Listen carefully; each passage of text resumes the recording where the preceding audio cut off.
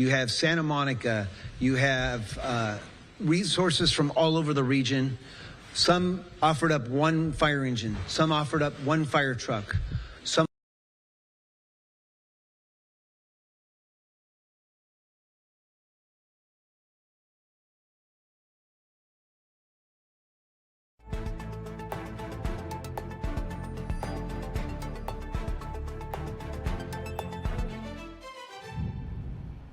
All right, welcome into Philadelphia Live. You guys, my name is Judea Murray. We got a lot of news to get through with you all, and I need to make sure you are aware that we're experiencing some severe weather here in the Philadelphia area. New Jersey's going through it as well.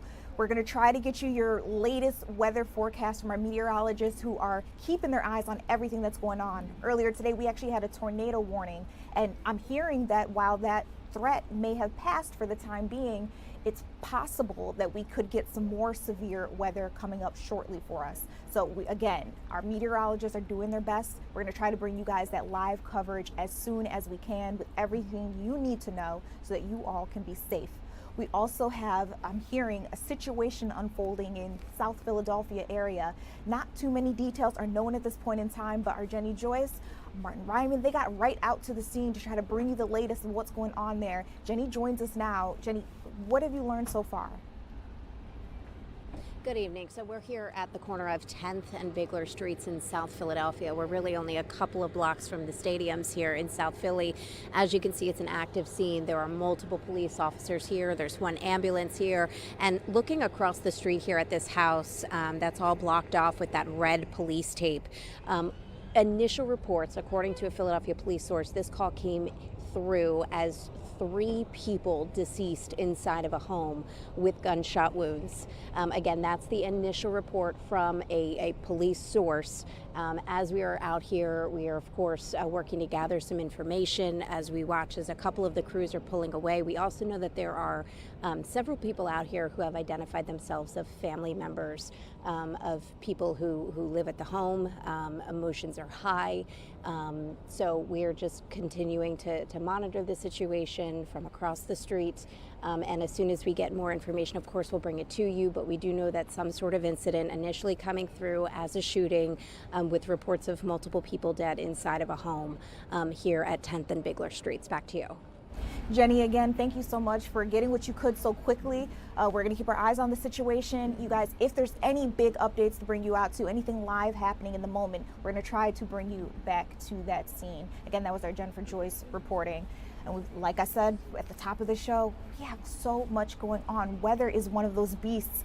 As you all can imagine, there are still fans from all over the world coming through. I actually hearing from our meteorologist, Scott Williams. We may have new updates on what's going on with the weather. Let's turn it on over to him.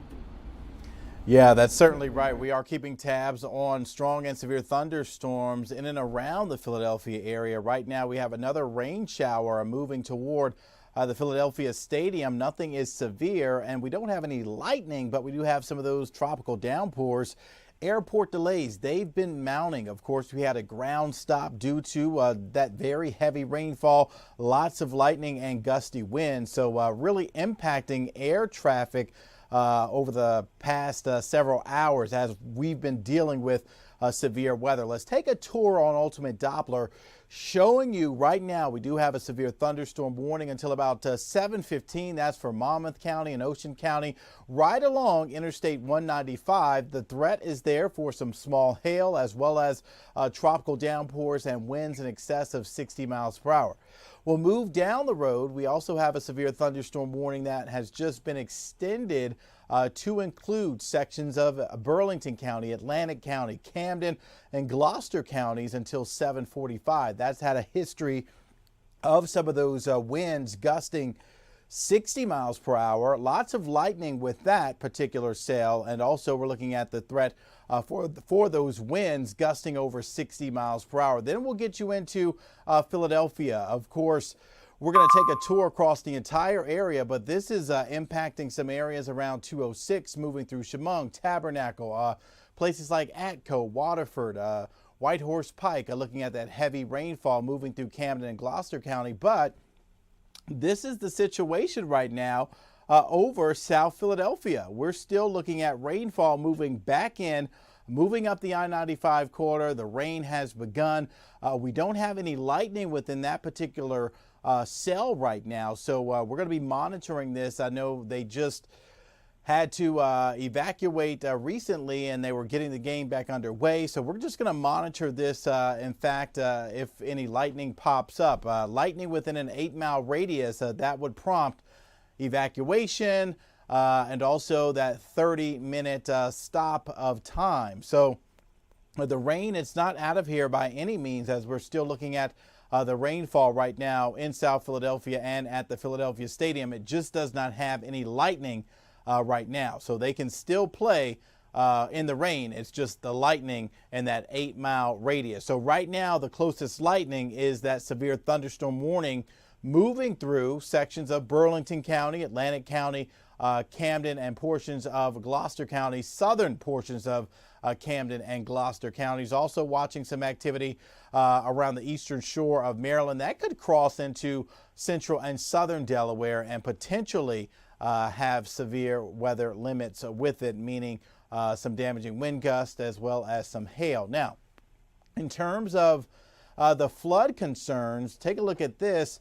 Philadelphia, north and west suburbs, interior parts of South Jersey, looking at those rainfall rates, a couple of inches per hour, prompting flood concerns. So really now through about 9 o'clock is that window of opportunity for scattered showers and thunderstorms. Some of those could potentially turn severe, which we still have a few severe thunderstorm warnings in our area. So flash flooding has been a threat. We saw a storm report earlier of a high water rescue, I believe, in the Windcote area. So we're going to investigate that. Damaging winds will be a threat, as well as we really can't rule out another brief spin up of a tornado. The sun will set shortly after 8:30. We still have a little bit of sunshine out there and daytime heating destabilizing the atmosphere. So that's certainly something that we're going to watch. So temperatures for tonight will be in the upper 60s to low 70s. For tomorrow, it will be cooler. There still could be a leftover shower early in the day, but the winds are going to be shifting more out of the north, giving us about a 10-degree below average temperature change across the Delaware Valley. Highs today were close to 90 degrees. We maxed out at 89 degrees. So as we look at the overall forecast, leftover storm early on Tuesday, temperatures in the mid-70s. Then we're back into the mid to upper 80s for Wednesday and Thursday. Warm for FIFA on Thursday. Doesn't look like we'll have any weather issues to contend with. But then for Friday, upper 80s. There could be a few pop-up storms, and that storm threat could lead into Saturday. So Saturday could be another day that we're watching South Philadelphia and, of course, the Philadelphia Stadium for some potential impact. So once again, right now, keeping tabs on a few severe thunderstorms well away from the Philadelphia Stadium itself, but we do have showers still popping up over South Philadelphia. So it's raining during the game as they have just begun resuming play there, I believe. Judea, back over to you. Scott, it's good news that they are playing again, but I understand, as you guys have said all throughout the day, that when it's severe weather, when we're chasing stuff like this, you really don't know when it's going to stop, when it's going to end. It's really like an in-the-moment kind of reporting that you guys are doing back there.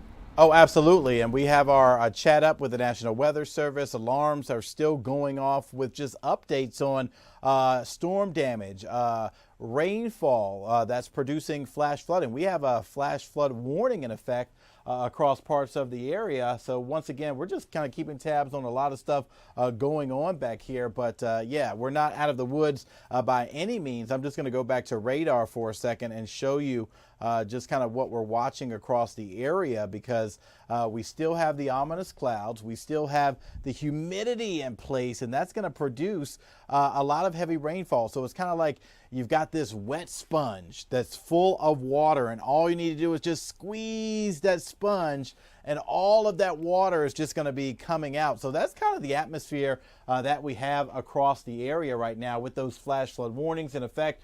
Portions of Philadelphia County, Montgomery County, Bucks County, Mercer County, and that goes until the 10 o'clock hour. Yeah, there you go, until about 10:30. So we're looking at heavy rain across the area. There's that runoff that's been occurring across the area as well. So we're not out of the woods by any means, and we still have the rain that's occurring through parts of South Jersey, also over Philadelphia. So I don't know if we can go back to maps, and you can see right over Center City. We're looking at a downpour right now, and that's been impacting South Philadelphia, but no lightning. So we don't have any lightning in that. So that is certainly the good news, but we still have that very heavy rainfall that's occurring as I kind of zoom in here, taking you into South Philadelphia, the Philadelphia Stadium, of course. So we're looking at some pretty heavy rainfall right now as we get into portions of South Philly right now. So no lightning within this cell that's still inundating the area with some heavy rainfall. The closest lightning appears to be that severe thunderstorm warning that you move across the river and get into Camden County, Gloucester County. That's the closest lightning I can find to the Philadelphia Stadium. So let me put a tracker on this. So if we say that's the Philadelphia Stadium, looks like the closest lightning is about 15 miles away. So if there's lightning within 8 miles, of course, they would halt the game. So you were just going to be watching what's going to be happening over the next several hours. But you can see the closest lightning is about 15 miles away from South Philadelphia. But we still have that heavy rain occurring in parts of Center City and South Philadelphia at the moment. But we're going to be watching this, and you know, if we have to interrupt with any updates, we will certainly let you know. Kathy and I are back here working. Yeah, I mean, that is an understatement. You guys have been carrying the team all day long, and we appreciate you for it. This is the kind of expertise we need. We're seeing people in our live stream chat saying it's just flooding all over the city. If you guys would like to share some of your videos, your pictures with us, we would love that. We can give you a shout out and let people know where it's safe and whatnot, what areas to avoid. Again, Scott, I know Kathy is listening in. Amazing job that you guys have been doing. I'll keep my ears open just in case there's another opportunity to come out to you guys and get an update. Yeah, and Judea, if any of your viewers or listeners have any type of flooding locations for us, we would love to hear it. We have a lot popping up on our Doppler radar. We don't always have the latitude and longitude of that, so we'd love to know where they're seeing the flooding. And obviously, only if it's safe to do so. Correct. Okay. I can make sure I get that message out there. They've heard you. I'll also put it in the chat just in case anybody doesn't have the audio on. Again, as she says, we are hoping that we get some locations. Where are you guys seeing the flooding? Where are you seeing the bad weather in your area? If there are trees coming down, you've heard of any things happening with cars, please let us know. But again, only if it is safe to do so. We're trying to bring you the latest here on Fox 29 Philadelphia and keep everyone updated again on where is safe, where to avoid, what you need to know, especially if you are on your way home after work. We know a lot of people actually got down to Philadelphia Stadium, as they were mentioning, got that FIFA World Cup game that we actually, I mean, looking at the timeline, thought would have been over at this point. So you guys know these soccer matches are about 90 minutes long. Sometimes they have a little bit of an overtime, but for the most part, it's a 90-minute match. This began at 5 o'clock, or was supposed to. So we know that the game has been suspended, the game has been delayed. Fans are still, some fans I should say, some fans have not left their seats, but many of them went out to the concourse to take shelter because again, we're hearing about some severe weather in the area. And I mean, hearing, you guys can also see it. You're taking a live look at one of our cameras outside the stadium and you can see the water droplets on our lens. On my way into work, it was absolutely pouring. It would stop for a couple of seconds and then start back up again. And that's the unpredictability that we're talking to you all about here with the weather that we're experiencing. So again, we're trying to make sure that you guys stay safe, especially in these extreme conditions. A lot of stuff is going on. While we're taking a look at Philadelphia Stadium, I know another thing people are keeping their eyes on is the airport. Philadelphia International Airport. There's a lot going on there too, or really, I guess I could say the lack thereof. We heard that there was a ground stop in place. It was supposed to be lifted at 6:45, but I'm taking a look at the FAA's website right now. If you guys aren't familiar with that, or excuse me, it's not the FAA. Yes, the Federal Aviation Administration. I was correct. We're taking a look at their website right now, and that ground stop that was supposed to be lifted at 6:45 has actually been extended to 7:45 for PHL. You see it on the right side of your screen there. So they say that the departures to Philadelphia International grounded due to thunderstorms. There's a 30 to 60% chance that this could be extended again. I will tell you, when I saw that it was only until 6:45, I believe at that time there was only a 30% chance it was extended. As you can see, that did happen. There's also a ground delay in place that was issued at 4 p.m. and is expected to go through until about 1 a.m. this morning. So, you know, if you have people coming in, I know a lot of people are getting ready for some of the other matches that we've got going on in the city later on in the week. Keep this all in mind. The average delay here at Philadelphia International is about 94 minutes due to these thunderstorms that we're seeing. As you can see, the skies are just gray, dreary, and even when the rain stops, it's still not a great landing or takeoff with the grounds being so slick. You can also see one of our roadways, a lot of people trying to get home. This would be considered like towards the end of rush hour, middle to end of rush hour. You see a lot of cars out there, but in my opinion, they seem to be going a bit slower than we typically see at this point in time. That water is no joke. When you're on the road, it's slick. You want to make sure you're driving carefully, driving slower. They say you got to slow your speeds down anywhere between like 5 to 10 miles per hour when you have inclement weather. So again, we just want you guys to be safe out there. If you are listening into this and maybe not taking a look at it, you can also see the ultimate Doppler right there on your screen. Again, just showing you everything that's going on. The red, the worst part, but you can also see every now and again there are those lightning marks that let you know where lightning may be hitting. And as we told you with the game, because I do believe it is still delayed at this point in time, when there's lightning in the area, they have to stop.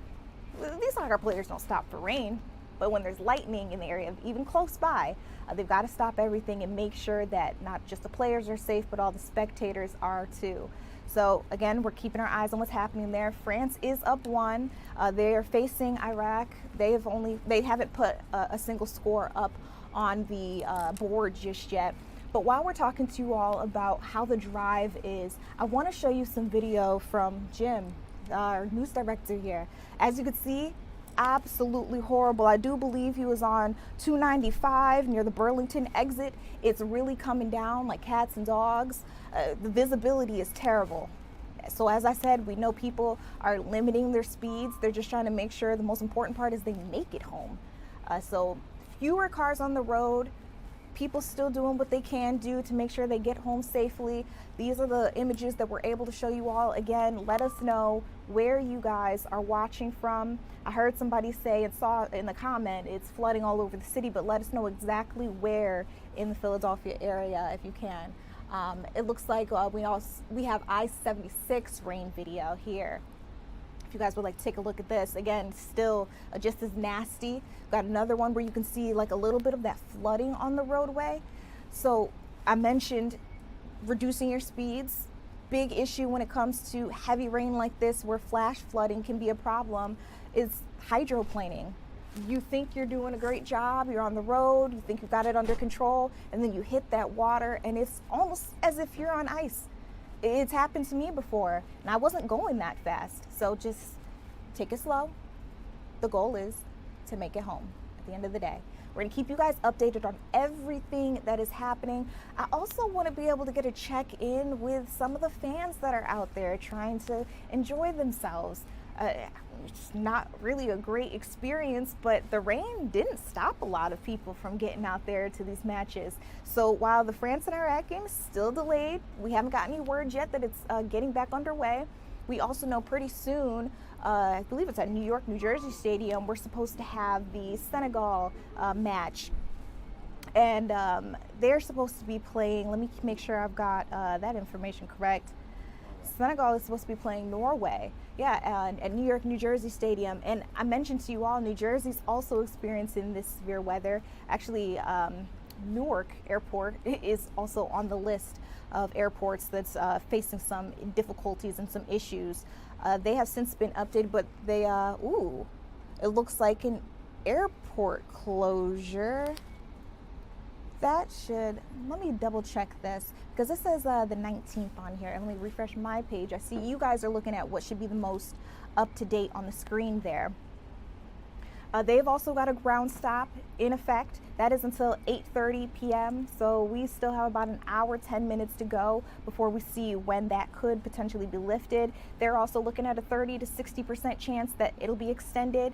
They also have a ground delay at Newark. That's in place until about midnight tonight, so we'll keep our eyes on it. And then just like us here in Philadelphia, they've also got a departure delay. That it's an average of 60 minutes, but it is increasing due to this severe weather that we're experiencing all over the place. You can see New York's on the list too. A lot of different airports are just making sure that they're keeping passengers safe. They don't need the liability. So again, we'll keep you up to date on what's going on with World Cup. You keep me up to date on where you're seeing. God's daughter says Wilkes-Barre rained earlier, but not now. Okay, thank you for keeping us up to date. Our meteorologists are hearing that in the back too. Let us know if you guys are seeing flash flooding in your area, if you're seeing any damage in your area. We here at Fox 29 Philadelphia are here for you. So let us know what's going on, and we'll try to either get out to it, get your images put up on our website or right here on Philadelphia Live. We'll also try to give you guys a shout out if that's something that you're interested in. Again, we'll be keeping you guys up to date on everything that's going on with the weather. We're going to take a quick step back, regroup, figure out all the things that are going on. We started out the show telling you about this evolving situation in the South 10th Street area in South Philadelphia.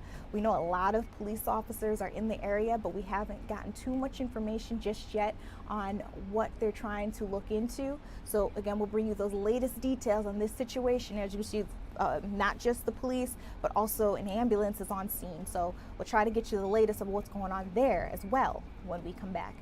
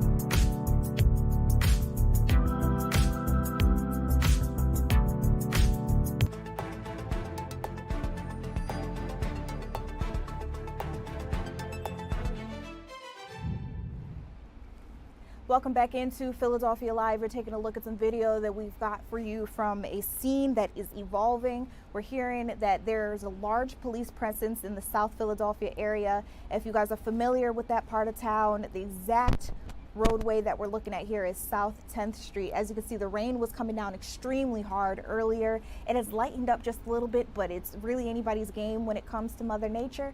Again, we're trying to get more details for you all of exactly what's taking place here, but I can tell you our Jennifer Joyce is on the scene getting as much information about what's happening here as she can. We do so far see that there's been a police statement released. It says at 5:32 p.m., 3rd District officers responded to a residential property. You're taking a look at it there in this particular area I told you about, South 10th Street. They got a report of a shooting inside. When they got there, they say they found 3 adult women inside. Each of those women had been shot. They say a single gunshot wound to the head. Philadelphia Fire Department's on scene with their medics. We also know that all 3 of those women were unfortunately pronounced dead at 5:38 p.m. They say that their original investigation, their initial investigation, shows that this is a double homicide and a suicide by shooting. So that seems to be the situation that we're looking at. They say they did also recover the firearm that may have been used.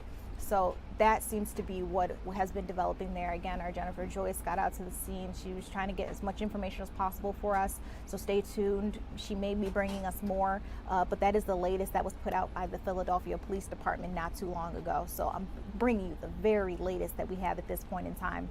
I also see you guys are letting us know where you're seeing the extreme weather in your area. Okay, so Wicked Crafts by Lisa, she says Laurel Springs, New Jersey is where she's seeing it's raining now with thunder and lightning. Let's see, Ice says the rain stopped in their area about an hour ago. In Newark, 32-Bit Panda says their radios are going off. Please, you guys, again, more and more of you guys, we would love for you to keep us updated as well. Thank you to everybody so far who's let us know exactly where they're seeing that extreme weather. And we're also looking for flooding so we can keep people safe so they know which areas to avoid. So that's the latest there with that. Now, Jenny Joyce's original story earlier today, we got some new information about that Wilmington hospital shooting. You guys may all remember this. There was all hands on deck coverage when we heard shots had been fired inside the Wilmington Hospital, also known as Christiana Care. Now, we already told you about the suspect in this case, been identified. You see him there on your screen as 23-year-old John Wallace Bay. He was arrested in Philadelphia, even though this took place in Delaware. He's facing murder, weapons, and other charges. But now we're hearing about the victims. So the 2 victims in this case, 2 19-year-olds who, according to officials, both worked at Wilmington Hospital, as did the suspect. They say they all worked together, and they're calling the shooting a senseless act of violence. We do know the identity of one of those 19-year-old victims, the one who unfortunately died in this situation, is 19-year-old Ethan Hillman. We've got more information on all of this on our website, but I want to let you listen in as officials deliver the exact charges that Wallace Bay is facing. Everyone to respect the privacy of both victims' families at this overwhelming moment. While the case itself is in its earliest stages, we are here to provide an update on developments and to answer questions that we are able to answer. Hours ago, prosecutors in our office with the Delaware Department of Justice secured an indictment through a grand jury against John Wallace Bay on 7 felony charges. Those charges include the following: murder in the first degree for the premeditated killing of Ethan Hillman. Attempted murder in the first degree for the shooting of Jaden Ellis. Reckless endangering first degree for firing the shots where others were in the path of danger when those 2 shots were fired. Carrying a concealed deadly weapon, and 3 counts of possession of a firearm during the commission of a felony. I will remind the public and the media at this time that the events happened less than a week ago, and this is an ongoing investigation. The indictment and any details we discuss today are allegations based on the state's investigation and the investigation by the Wilmington Police Department. The defendant, John Wallace Bay, is entitled to a presumption of innocence, and it is the state's obligation to afford him that presumption throughout the proceedings. Therefore, I will not be able to comment on perhaps what will be, and I anticipate will be, some of your questions because of our important constitutional and ethical obligations. The state alleges that on the morning of Tuesday, June 16th, Wilmington hospital intern John Wallace Bay left early following an argument with two of his coworkers. Around 3 o'clock that same afternoon, Wallace Bay returned and confronted both victims in the basement of the Wilmington hospital before withdrawing a firearm and shooting each victim one time. Ethan Hillman was killed. Jaden was in critical condition in the hospital for some time, but thank God he is alive and is doing better. He is making major progress and he is communicating with his family. Both victims of these shootings were 19 years old. One had just celebrated his birthday. After the shooting, Wallace Bay subsequently fled through the hospital's main entrance and traveled to the Wilmington train station, where he boarded a SEPTA train into Philadelphia. It is the state's belief that this was a targeted shooting and that the defendant acted entirely alone. While the investigation is ongoing, we have not identified any criminal record as of now by the defendant, and we have no reason to believe that Wallace Bay was a prohibited person, that is, prohibited from possessing a firearm due to his status, either as his status as having been convicted of a crime in the past. We believe that our primary duty right now is to make sure that we extradite the defendant back to Delaware to face justice for his crimes. I know there's still many questions unanswered, some of which may never have answers, and it is natural that the defendant will be in the public eye as we try to make sense of this horrible act of violence. But I want us to remember first and foremost of the victims here, as well as the hospital teams who took heroic action to protect and care for the innocent. Everyone in that hospital who was traumatized by this event is, in our eyes, a victim of gun violence. But under unimaginable pressure. You guys, we're going to keep bringing you updates from what they told us a little earlier today. Again, the biggest thing that we're getting here is the Department of Justice has indicted the suspect in this Wilmington hospital shooting.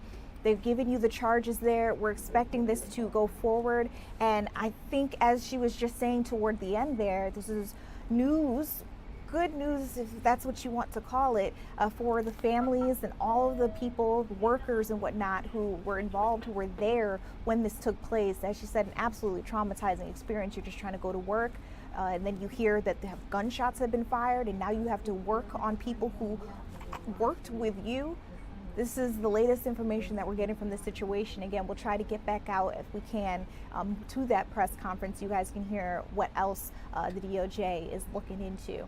Meanwhile, weather continues to be one of our major driving forces today. We've got severe weather, possibility for like really extreme severe stuff to kick back up again. Earlier we had a tornado warning. I'm hearing that even though the risk for that ended hours ago, it's possible that we could see something come up in just a little bit. So we're going to keep you guys updated as soon as possible. If anything is to happen, I don't want to scare any of you all, but I just want to make sure that we are staying safe, we're being prepared, and we're being smart, especially as we're trying to make our way home. And the weather is impacting the FIFA World Cup. As you all know, there was supposed to be that France-Iraq game right here in Philadelphia, but that's what the stadium looks like right now. Got some new information that this game is set to resume at 7:50 p.m. Keep in mind, it was supposed to get started at 5, and this was just a 90-minute match. So really, by 6:30, we're expecting to be done. But here we are. We're seeing that 7:50 seems to be the new time. When we come back from this break, I want to check in on how the fans out there are doing, because I mean, you can imagine. Try to go out to a game, it's almost like a monsoon hit you. We'll be checking in with one of our reporters who's been with the fans all evening long when we come back.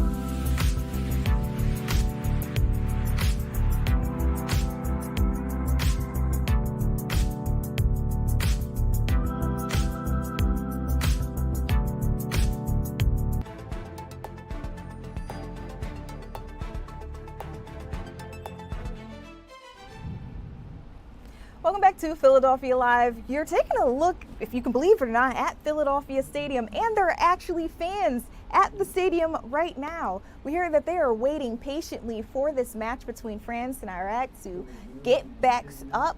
We're hearing that it might happen at 7:50, so that's about 13 minutes from now. And I wanted to know how the fans are really faring, because I see that the rain is not keeping them from cheering on their favorite teams. I want to get out to Shawnette Wilson, one of our reporters. Shawnette, I know you made your way inside, and it appears so have some of the fans. What's going on where you're at? Judea, I have Drake in one ear, and then Team Iraq fans are over here with drums having a party. So, and now there's an announcement going on that the match is going to be resuming soon. There is a lot going on. I can hear everything but myself and you. But yeah, they're having a party here inside Stateside Live. Earlier today, they were having a party outside, but as that bad weather moved in, everyone came inside. Fans really, I can be honest, that I've talked to today, haven't really been too concerned with the weather. Of course, some have been saying we can't wait until the match resumes, but many people are just happy to be here. People who are actually going inside Philadelphia Stadium were excited to just be here for the World Cup, saying that this is an experience that they don't get all the time. And so, you know, they were hoping that it would just be the rain, of course, because the show can go on with the rain, but the match cannot go on as we look at lightning and that sort of thing. So 7:50 was the last time we heard that the match was going to resume. But earlier, I had a chance to talk to some fans of France and of Iraq, and here's what they had to say. I talked to them about being here, about their teams, and also about the weather that has put a cloud on this match. Come over, come over. No, you want to talk. Come here, come here. Come here, handsome. Are you having a good time? Yeah. You are having a good time. Yes, yes. Take it in, Shiva. Yeah, but What do you think about the weather? Oh, it's horrible. Yeah. Yeah. Super. It's amazing. Yeah. We can see the You can't watch the match. You're Yeah. waiting on it to resume. All right, your friend left you. thank you. Have a good time. Yes. So, even the little ones want to say something. Say something quickly. Do you support France? Does anybody support France? Are you having a good time? Yes. Okay, and you support France. Yes. What do you think about the weather? I mean, it's not so great, Yeah. but at least we can still watch it. Okay, it's going to resume soon, hopefully. All right, so people still just trying to have a good time. I mean, you know, it's the World Cup, so they're going to roll with it. We don't really have a choice at this point. No, you have no choice, Shawnette, but to stay right where you are at Stateside Live and make friends with strangers. Handsome strangers, huh? Well, you know, he looked like he wanted to be a part of it, so stay tuned. Y'all are thirsty. I think he's right behind you, Shawnette. We're going to let you go so you can take care of business. Oh, gosh. She said, did she say take notes, She did. Sheba? She's Is that take what it she in, said? Sheba. Oh, she said. She said take it all in. That interview was for you.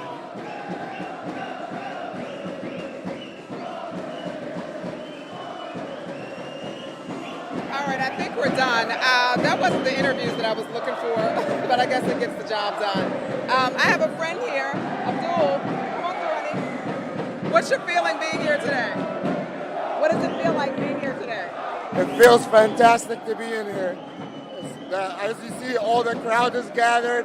My whole family got into the stadium. I couldn't get in though, but we having fun in here instead. What's happening over there? So they gathering and they chanting different chants for our team. Yeah. Can you tell us one of the chants? What does it mean? Or what they're saying? One of the chants is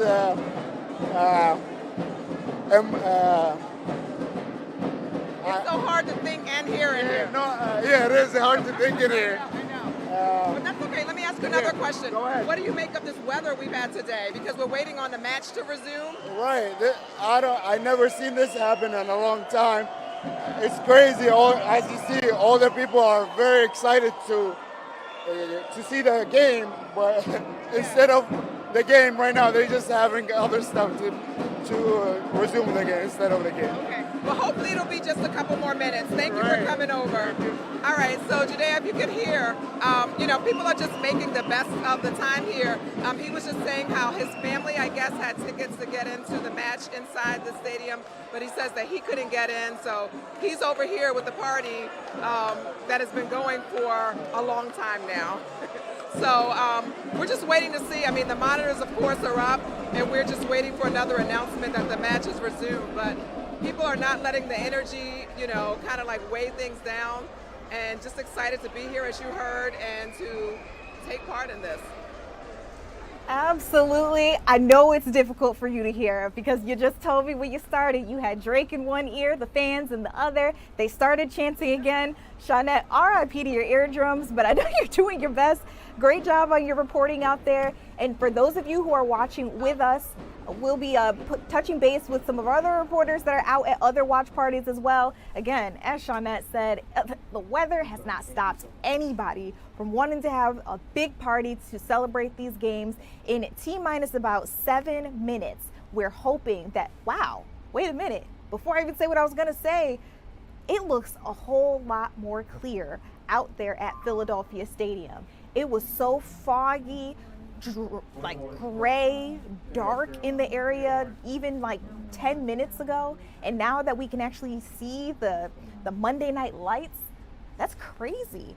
But that's the situation that's going on there. Again, in just about 6 minutes now, we're expecting the France-Iraq game to get back underway. 7:50 is when they said they would start things up. And keep in mind, at 8 o'clock out in New York, New Jersey Stadium, we're expecting, fingers crossed, to see the Senegal-Norway game. I actually see you guys dropping flags in the chat. Let me know who you're going for. Okay, nope, I'm hearing that now we've got severe weather, a tornado warning. Let's get right over to the meteorologist. Yeah, I just wanted to let you know there was not a tornado warning, but we do have an update to the weather that's going on right now over Philadelphia Stadium. We are watching a severe thunderstorm that is capable of producing a tornado. But as far as Philadelphia Stadium is concerned, you can see the heavy rain has moved out. You said the skies were getting brighter, and we're seeing the rain moving out of South Philadelphia. The cell that we're watching that I wanted to alert you to is this. It's a severe thunderstorm that's in parts of Atlantic County, and this does have what we call shear associated with it. So we're keeping an eye on this, that this potentially could instigate or develop into a tornado. It is right now just being watched very carefully by Scott and I in the Weather Center, and we'll continue to track this. But there's a couple things that I wanted to note about this. So we do have what we call shear that we have been watching, a shear analysis, and this shows the spin in the atmosphere. And when you overlay the spin in the atmosphere highlighted in blue with the precipitation, that's where we're seeing potential for some rotation. And the area that we're talking about with this severe storm is near Westcote. It's near Rockwood, it's near Tylertown. Now, some of these areas you may know are in central and southern parts of Burlington County, a less populated area, but nevertheless also crossing the expressway and into Burlington County from areas of, you could say, Atlantic County as well. So keeping a careful eye on this through Atlantic County, the southern part of Camden County, and into parts of Burlington County. Also, we wanted to alert you, Eastern Shore of Maryland, we do have a tornado warning. This is not our area, but we did want to show you this. There's multiple tornado warnings along the Eastern Shore of Maryland. These could make it into southern Kent County, which is our area. This county right here is Sussex, but we do consider Kent County right here part of our area, and there is a tornado warning and a severe thunderstorm warning to the southwest of that county. So that is something we are carefully going to be analyzing and looking at over the next several minutes. So we are not out of the woods. Severe thunderstorm watch continues till 9 o'clock. Flash flooding concerns as well. And once again, watching the Eastern Shore of Maryland for a line of severe thunderstorms that will be moving into Kent County and Sussex County, Delaware. If there is a tornado warning in Kent County, Delaware, we will also be breaking into our programming on Fox, where FIFA is playing, and we do that very briefly and come back to our coverage with you. But this is an area of concern as well, where we already have tornado warnings in effect along the Eastern Shore of Maryland. So, Judea, we always look to the west if there's something severe that's spinning up that could continue into our areas of coverage. Got it. You guys, thank you so much for keeping us up to date. And as you all mentioned, that if there was something to happen, you would go on the broadcast. I want to let everybody know that will also be here on the Free Fox Local app, on our social media platforms, so everybody's getting the same messaging. Again, our goal is just to keep you guys safe. And while I do have you both here with me, just so everybody knows, I just want to, take the curtain back a little bit and just give them the behind the scenes of what's happening. You guys have all these screens, all these computers. When you turn back around and you start doing your work, what kinds of things are you looking at to give us the information you just gave us? Well, we're looking at, obviously, we have 4 or 5 computer systems, and we also have an alert from the National Weather Service. As soon as they put out any kind of warning, we have an alarm that comes out. So sometimes it hits that before it even hits our maps or simultaneously, so we can get the information to you and get it on air the fastest way possible. We've already alerted everyone at the station, our control room, your producer, Judea, that something could be popping very soon. So everyone's on serious standby. So when our audience hears that beeping sound, it's kind of like an update, or there's a storm report coming in. Okay.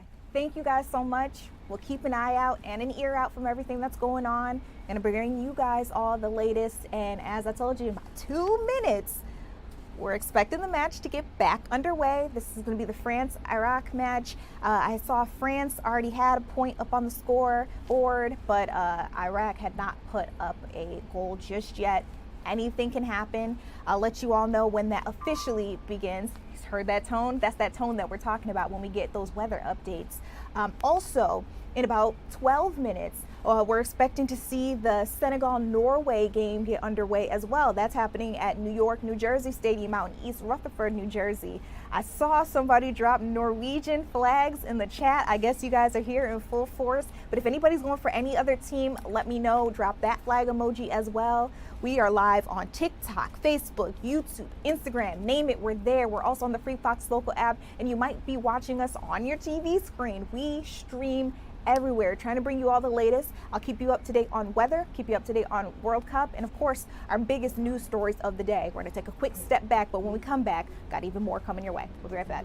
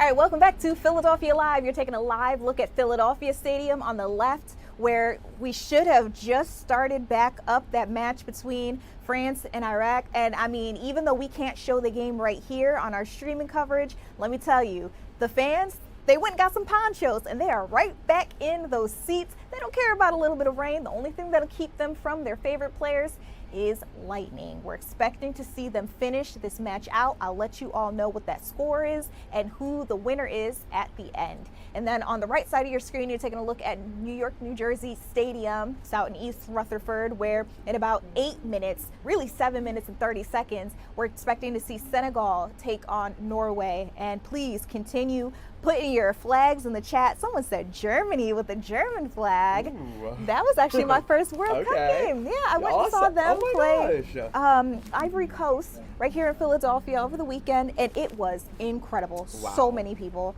and they're all nice. Yeah, oh my God, I love it. I actually stood in line for a couple hours for that bracelet too. Remember I was telling you about it? I saw that. Yo, what do you think? Oh, it's so cute. However, it's the viral bracelet that people have been standing literally like 3 and 4 hours for in some cities, and the line was really long. But because it was just, you know, a run-of-the-mill game that wasn't necessarily happening here in Philly, not that many fans are out. Line was a little longer. I stood in line for an hour, 30 minutes. Got my bracelet. Only thing I do regret, there was another girl that was with me, and her charm, the way she set it up, it was so cute. She did like the white silverish charms on the side, and then 2026 in the middle. Okay, so you assembled the bracelet yourself. You pick them out. You pick out your charms. So you tell them what color band you want, and then you pick out the different charms. Maybe we'll be able to show you like how the situation goes a little later on. But yeah, I just picked a mess of charms. She was methodical. Her bracelet looks really good. That's the kind of bracelet you sell. I love, that band. Oh, I'm so glad you're able to get it. Yeah, me too, me too. Free was so much fun.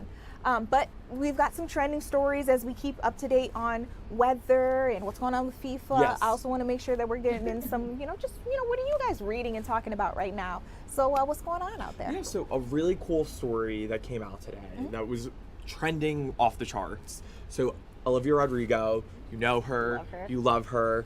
She announced something today, Daisy Chains Festival. So you're probably like, what? Daisy Chain Fields. You're like, what is that? All women music festival. Unfortunately, it does take place in California at the end of August. I know, yes, here. So we have an article up with details about it, fox29.com. She also made the announcement on her website, but basically it's an all women's festival. All of the proceeds are going to different foundations to support women, support single moms. And, it's a great lineup. Chapel Roan, Doechii, Mitski, Cat's Eye. So some of the biggest women in music right now. It's also going to feature a special guest appearance from Stevie Nicks, Sarah McLachlan, Karen O. So it's just a really cool thing that she's doing, bringing all these women together and doing this performance. And it's all benefiting a great cause. Yeah. So having legends like Yes. Stevie Nicks, Sarah McLachlan, yes. they're doing it right. They're doing it right. Are you guys interested in going to something like that? Yes, all the way out in California, Yes. but Hey, I think it's really cool. I gotta give a lot of respect to Olivia Rodrigo for organizing something like this. I remember not too long ago there was like a docu-series that came out about the Lilith Fair, which was like that all women like music festival that took place way back when, and she was interviewed and she was like, that was such a cool idea, like I wish that there could be something like that today. And so she did it herself. So honestly, big props to her. It's really cool that she's doing something like that. if you want to see it, you can be it. So clearly, she went ahead and created it. I love that. I love to see it. Yeah, me too. That's gonna be a lot of fun, especially for our friends on the West Coast, or Yes. maybe some of you guys want to take a little, I don't know about a road trip, but a plane ride over there. Yeah. Might be fun. Or even like a cross-country train ride. Yeah, exactly. Okay, so do you have any pets? Yes, I do. I have a corgi. Oh, so you've definitely heard the debate then. You guys probably have too, where people are like, well, you should adopt, don't Yes. buy. Yes. Well, Delaware is actually trying to put some movement Okay. behind that. They actually made this whole new bill that has been approved, and now it's just waiting for a signature.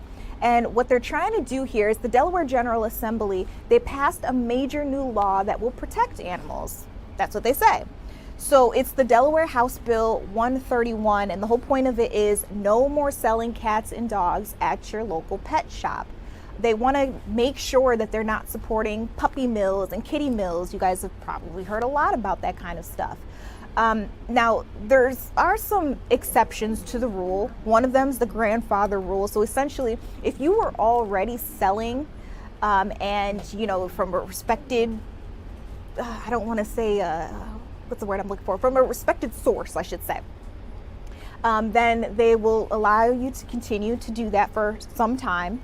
They've also have defined what counts as a pet store. And some of the things that I can say is like, even if you are a person who breeds at home and you sell to families, that's considered a pet store.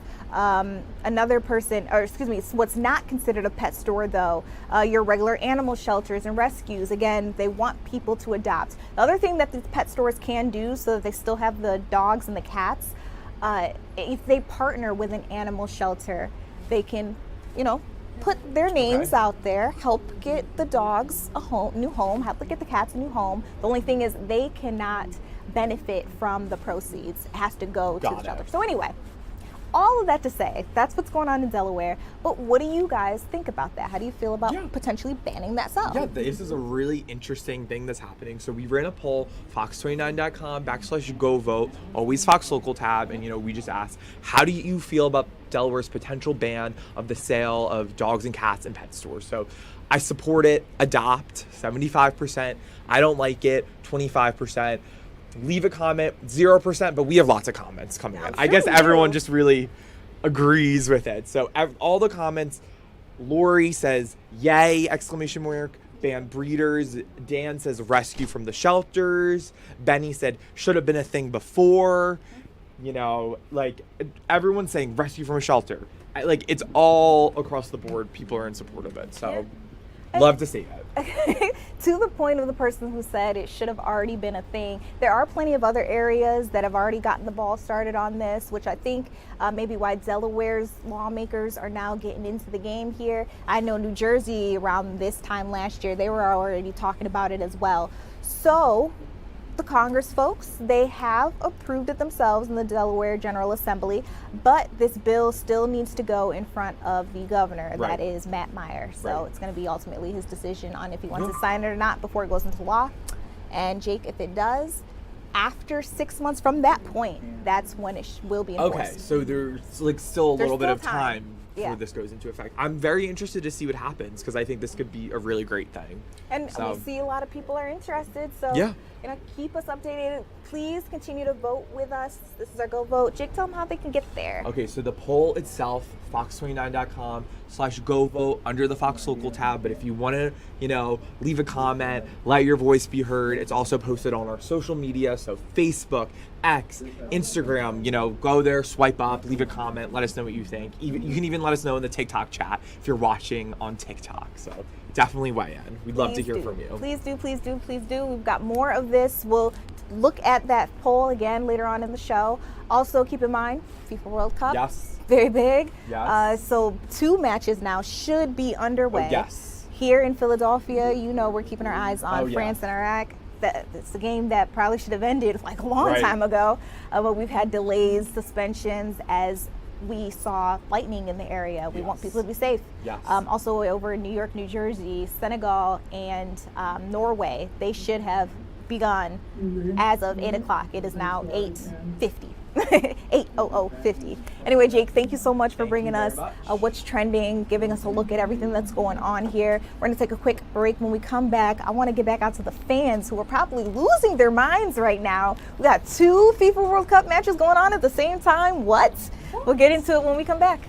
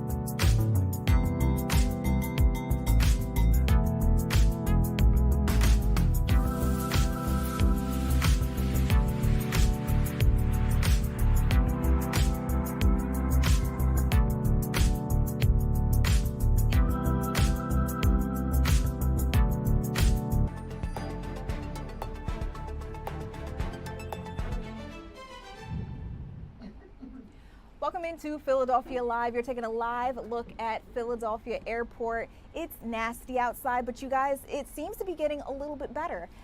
Before, we were taking a look at really dark, gray, dreary skies. We saw heavy rain out on the roadways. Some of our employees here have submitted videos showing you what their ride home looked like. You can see there was even standing water in the roadways. That is extremely dangerous. If you're not careful, it can lead to hydroplaning. So we want to make sure everybody is being safe, taking their time on the roadways. Again, we're getting videos in of what it's like in a lot of your areas. We had that flash flood warning a little earlier on. It looks like it is still in place in some areas till 9:45, so about 9:30 in others. Keep in mind, our meteorologists are hard at work in the back trying to get you guys the latest information possible. Earlier today we had a tornado warning, but that time has passed. So far we're looking good. We know that out at Philadelphia Stadium, the game has begun again, where France is taking on Iraq.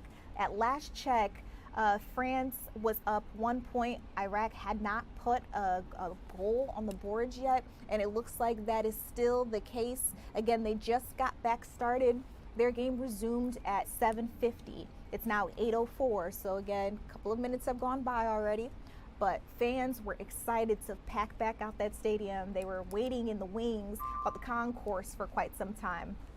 But we're hearing they were able to get right back out there. Also at New York, New Jersey Stadium, Senegal is playing Norway. We've seen the flags. You guys let us know who you plan on winning. Oh my goodness, we've got Hanio from Brazil in the chat and through the Brazilian flag. We are not talking about Brazil right now, but I know those fans go so hard. I also saw a lot of Ecuadorian fans this past weekend as well. I myself was able to get out to FIFA Fan Fest in Philadelphia in the Lemon Hill area, and it was so much fun. It was so hot, but I went by myself. I made friends because everybody out there is just extremely friendly. And I heard that that's how it's been, that even though we don't all speak the same languages, like the thing we have in common is we love sports, we love food. For some of y'all love a good beer. I'm not a drinker, but you know, that's what a lot of people were getting and having a good time. I even got my face painted. Funny enough, I know Jamaica's not playing this year, but I did get Jamaica on one side, Team USA on the other. And you know, that's how I celebrated my weekend, rooting on Ivory Coast against Germany. And of course, Germany came out on top. So, you know, we'll see what happens next. A lot of big games coming our way here in the Philadelphia area. I know there's another one on Thursday, but right now, we're expecting to see how the Iraq versus France game is supposed to end. So as soon as I've got the details on if anybody else scores again, what the final score is, we'll get that out to you all. I want to let you know too, pretty soon we're going to have a great report from our Breland Moore from our sports team. She'll be able to give us more information as well. But I want to take a look back out at the airport real quick, because weather has been the biggest issue that we've been having here. So you're taking a live look at Philadelphia Airport. Earlier on, we were checking in with the National Aviation Administration just to check if that ground stop, that ground delay had been lifted yet. At the time it hadn't, but I'm taking a look now. It looks like 8:45 is when that ground stop is supposed to be lifted. There's a 30 to 60% chance that it could be extended, but for now, departures to Philadelphia International are grounded due to the thunderstorms. There's also a ground delay in place with an average of 94 minutes due to thunderstorms. That is supposed to continue until about 1 a.m. Tuesday morning. And then there is a departure delay that was updated about an hour and a half ago, but it's still in place. The flights departures are delayed an average of 60 minutes and increasing, again, due to the weather that we're experiencing. But back on to soccer. We got to see in with our Shawnette Wilson. She was out at one of those watch parties, and it's like the rain didn't even matter. As long as people were able to get under a roof, they were all right. But we can also see that at the stadium, there is no roof. These fans don't care. They've got ponchos on. I want to check in with Breland Moore. Breland, everybody's super excited because the match was able to continue. This is a great news. Have you been watching what's going on out there? Can you keep us updated? I was actually there for the entire first half of the game, so really awesome. Yeah, currently it's 1-0 at the moment in favor of France. That lone goal for right now from Kylian Mbappe, which was just the most incredible moment. He's Lionel Messi and Mbappe are probably your two heavy hitters in terms of the best players in the world at the moment. If you want to Cristiano Ronaldo, toss his name in there as well, for sure. But definitely not generous in any way, saying he is, if not one of the best players of all time. Certainly at the current moment, he is probably a top 3 player in the world. And to have him score that goal, it was basically like right in front of me too. That was really, really amazing to see, because it was just the whole place just went insane when he walked in, and then when he scored that, it was just unbelievable. So really great atmosphere there. Not something that anybody wants to see, having that delay, but that's just part of it. And if you're a sports fan, everybody's been either at a baseball game or a football game, or I've been to several soccer games where that's happened as well. So it's just kind of part of it. And that crowd out there is having a great experience. By the way, France just scored, so it's Mbappe again. So that is his second of the evening, which is unbelievable. I can only imagine, as you said, like probably the top players that we're seeing. If I ever see a soccer jersey, it's always a Messi jersey. Or can we pull up the score real quick just so everybody can see? Yeah, as she mentioned, they just put another one up on the board. But we always see the Messi jerseys, Ronaldo jerseys, or Mbappe jerseys. So I can only imagine all the kids out there getting to see their faves score twice. Yeah, it was pretty special. Even I have seen the best athletes in the world in real life, in my tenure of being a sports anchor, and just to be able to watch someone of that caliber was really, really special. Like I said, it's a little bit of a surreal feeling when you look down and you see him on the pitch, and that's a field that I spend a lot of time on naturally, watching some of the best American football athletes in the world, and then to be down there and just see him in all of his glory, and also scoring not one but 2 goals here today is just, it's really, really special. And that's the magic of the World Cup. And also, by the way, it was lit in the stands. Iraq, I was not expecting. I owe you an apology. I was unfamiliar with your game. That fan base showed up and showed out. They had their drums, they had their megaphones. It was lit, and it was really awesome to see them well represented at Lincoln Financial Field. It is definitely, I don't want to say it's completely 50-50 down there. I think that might be a little bit more like an exaggeration there, but it's pretty close. There were a lot of fans from both teams. And usually I feel like we were seeing a lot of one and then just a teeny bit of the other team represented. This was probably the most even crowd that I've seen so far. And I mean, Breland, to your point, we got to check in with Shawnette, as I know you guys also have been back and forth tossing to the different reporters out in the field while you guys were out in the field. But we got to see her at stateside, and those fans were up on the tables, with the drums, as you mentioned. Absolutely lit, whether you were in the stands or not.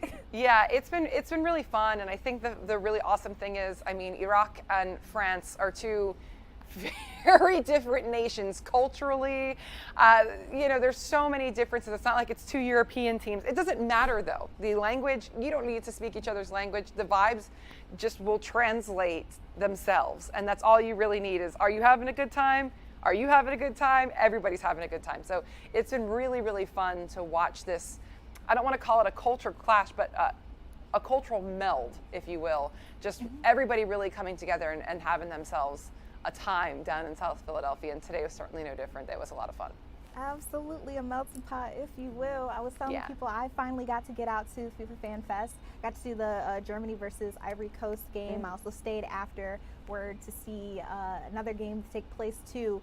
And as you mentioned, it didn't matter whether you knew the same. Everybody knows goal.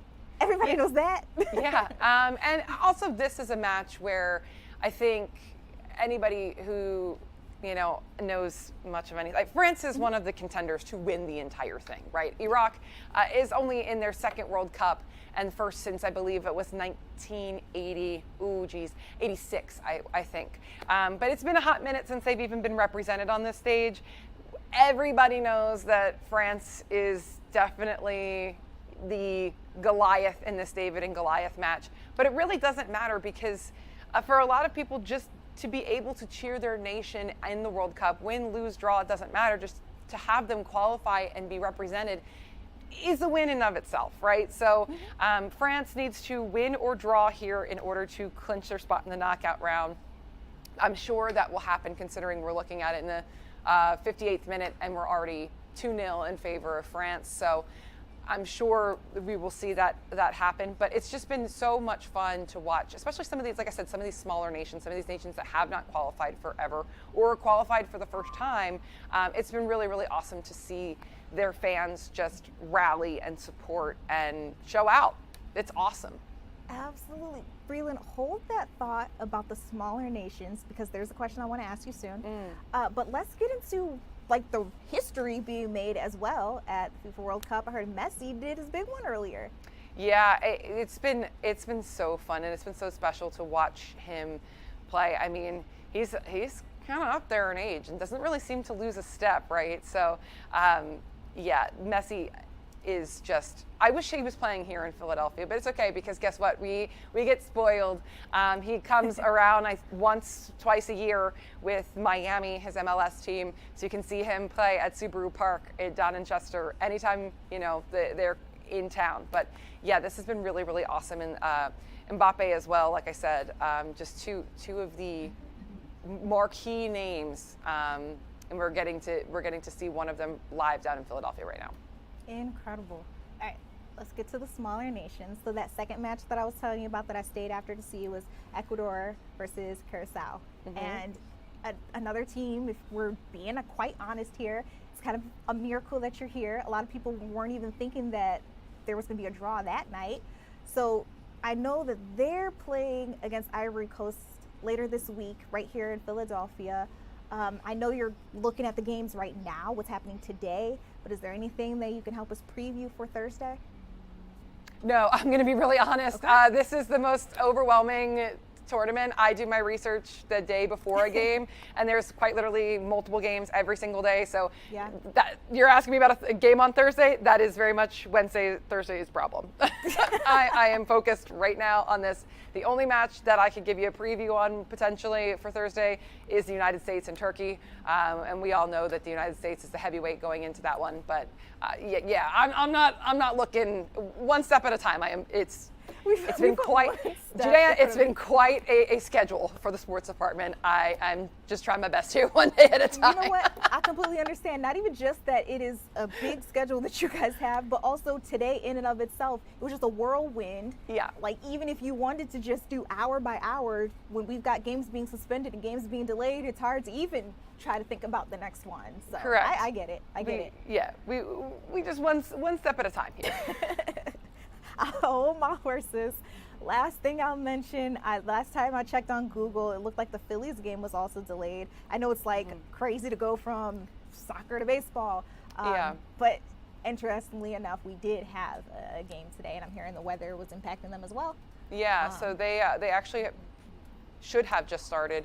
Whether they did or not, I can't tell. Nope, they just did. You're correct. Okay, perfect. So they 8:15 was the projected start time. So that seems as though that they held on to that, which is good. Yeah.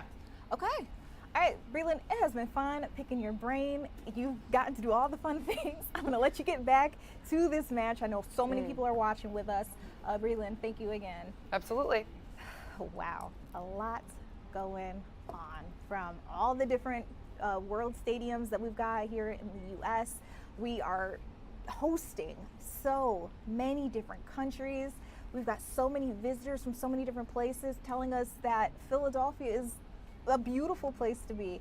I remember earlier last week, Chris O'Connell was doing like this bucket list of things that people wanted to do once they got here. Of course, going out to see the Rocky Steps is definitely top on everyone's list. Everybody wanted to try a cheesesteak. Funny enough, I'm not hearing enough people say that they want to try some water ice, but that's another big thing to do. And then also just looking back on this weekend, it was also Juneteenth. There were so many different activities for people to get out and do. I actually ended up going to the Juneteenth parade and the festival held at Malcolm X Park out in West Philadelphia. That was a time in and of itself as well. I saw so many performers, heard so much good music. I even got out there and danced. Again, it was a really good time just to fellowship with other people, meet other people from all different walks of life. Even some of our visitors came out to see what Juneteenth was all about. So, you know, here in Philadelphia, it's honestly the place to be. We got big holidays coming up, even July 4th. It's so crazy to think that that is in like, what, less than 2 weeks now? Is that right? Yeah, almost a week. So keep that in mind that we're getting ready for that too, but there are so many big celebrations, a lot of different fireworks shows that you can get out into, and this is all while we are on the world stage where everybody is looking to see how America is celebrating its birthday, especially here in the place where it all began. I got a lot more news to get you on out to. I want to run through some of the top headlines of the day. We'll do that when we come back.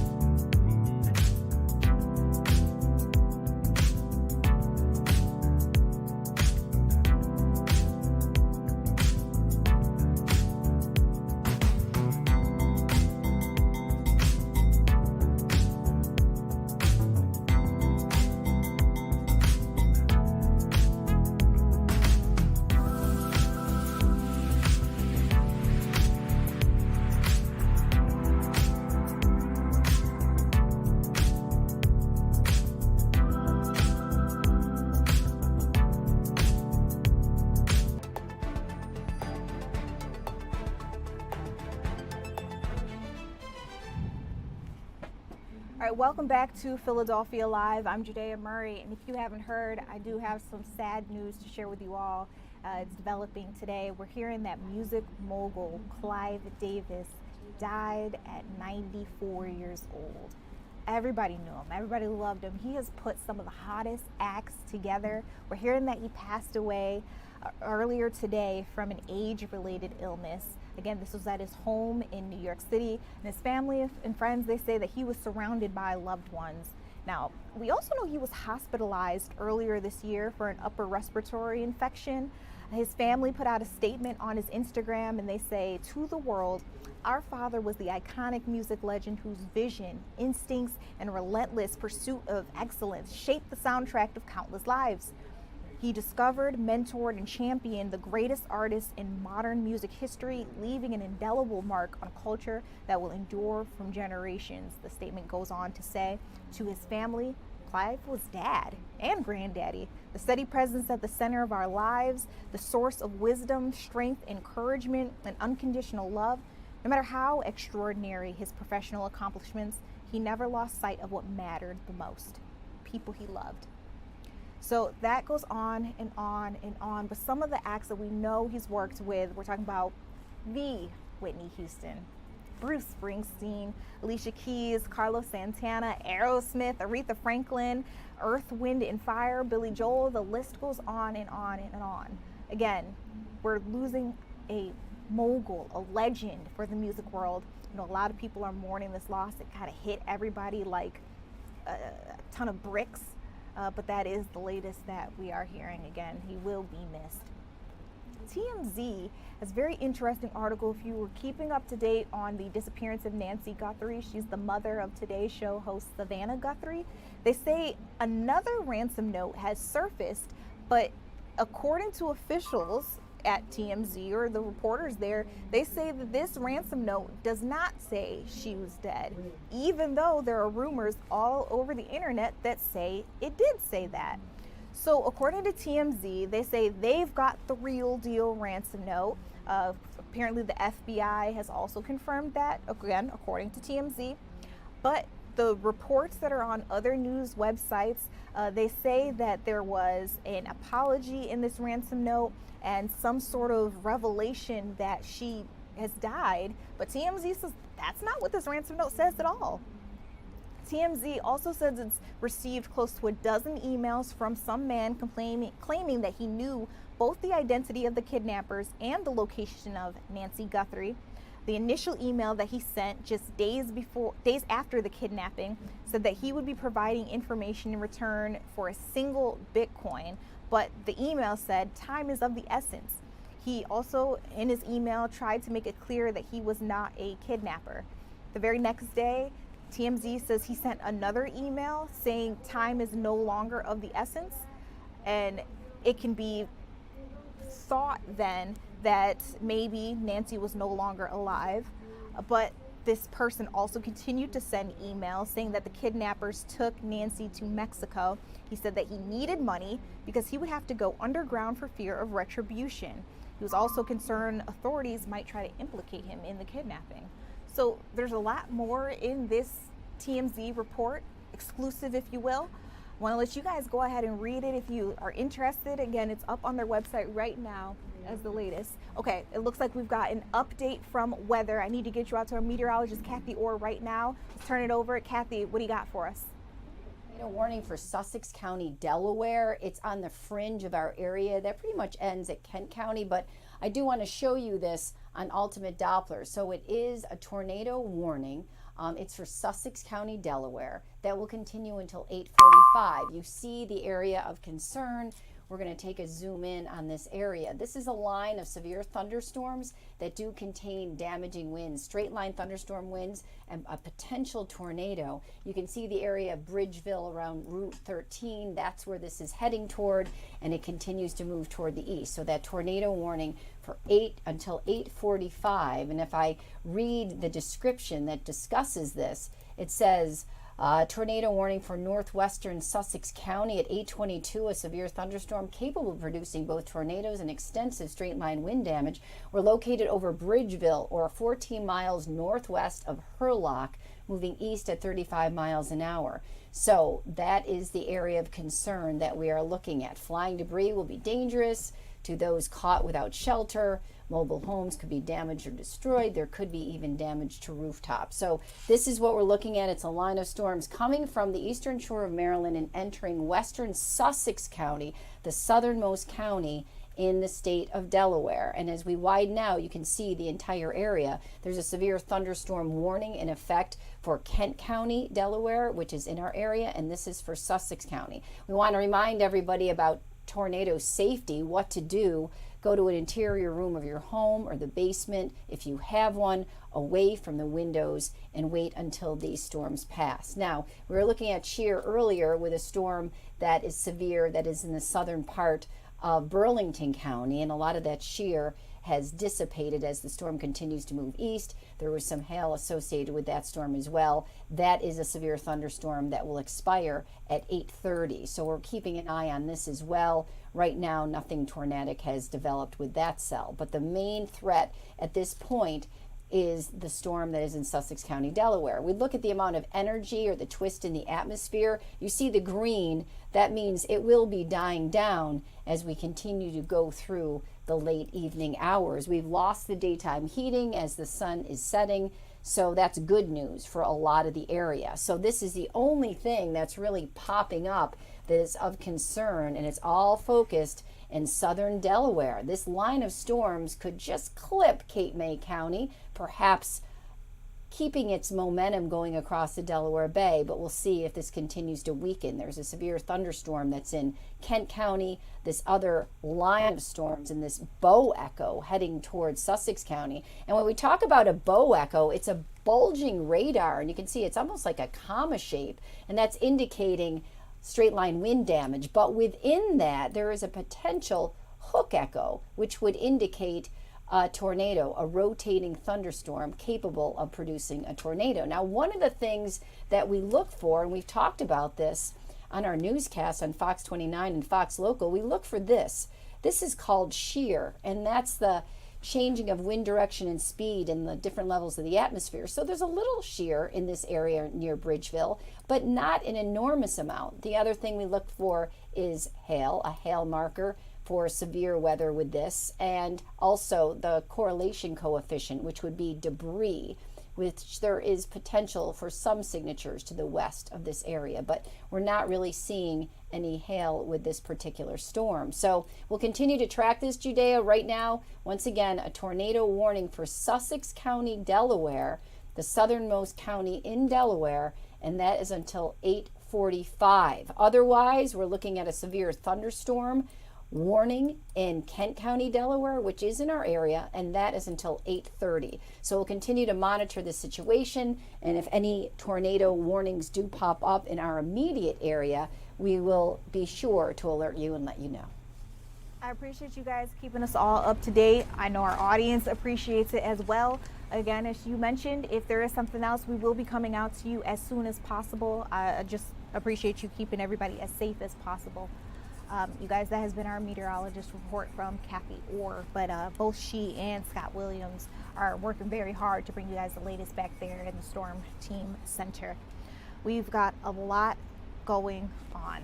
The storms had kept some of our biggest games from continuing for quite some time. The France and Iraq game that was probably supposed to be done sometime around 6:30 actually had gotten suspended and delayed for quite some time. It just got started back up again at around 7:50, and it looks like they're going strong.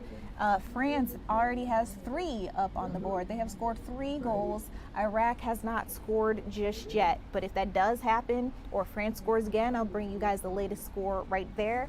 And then also keep in mind that we're keeping our eyes on the New York, New Jersey Stadium match. That is Senegal versus Norway, and that game got started at around 8 o'clock on the dot, even though there was some concern that weather would also play a role there. Now, so far, nobody has scored just yet. We're about 31 minutes into this particular match. If anything changes, I'll bring it right here to you on Philadelphia Live. We're going to take a quick step back. Again, keep in mind, we are on weather watch. If anything happens in terms of severe weather, if we get any other tornado warnings, watches, anything, we'll be bringing you the latest right here on Philadelphia Live. We also got more news of the day to run through with you all. Let's keep you updated. We'll be right back.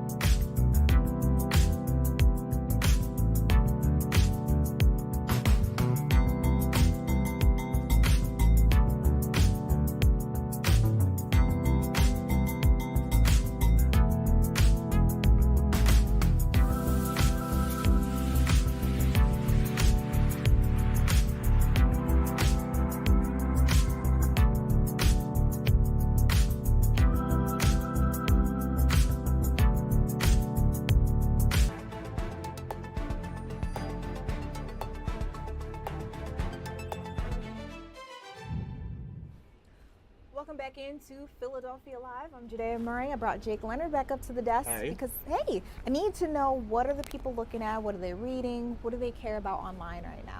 Yeah, so I actually have a really scary story to talk about, but I wanted to share it because I do feel like it's pretty interesting. Okay. There was an incident at Madison Square Garden this past weekend. Obviously, Madison Square Garden, Yeah, I heard about it. one of the big venues in New York. So there was a concert. It was this group called Goose, and they were performing their second sold-out show. So they had 2 nights, and this was night 2. And this incident happened around like the tail end of the 9 o'clock hour. There was a man there with his wife.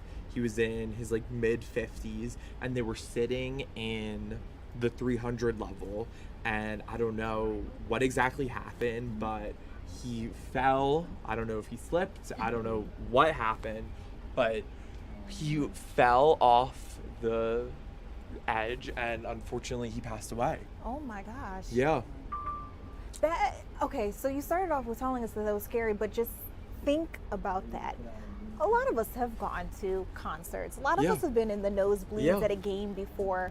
And if I say it, there's probably a lot of people's fear when you're that high up, like feeling like you might be a little uneasy, maybe having that fear of heights, and then to hear something like this actually happen to someone. Like you said, it's like a lot of people's worst fears. Like I know I've been at concerts or sporting events where I've been sitting in one of these higher up sections, and I've seen someone, you know, trip or fall, and it's just really scary. So we have details about it on the website. You can learn more information. Yeah, the man was 51 years old. It happened at 9:51. The man was from Connecticut, and this is what I was looking for. I wanted to pull this up.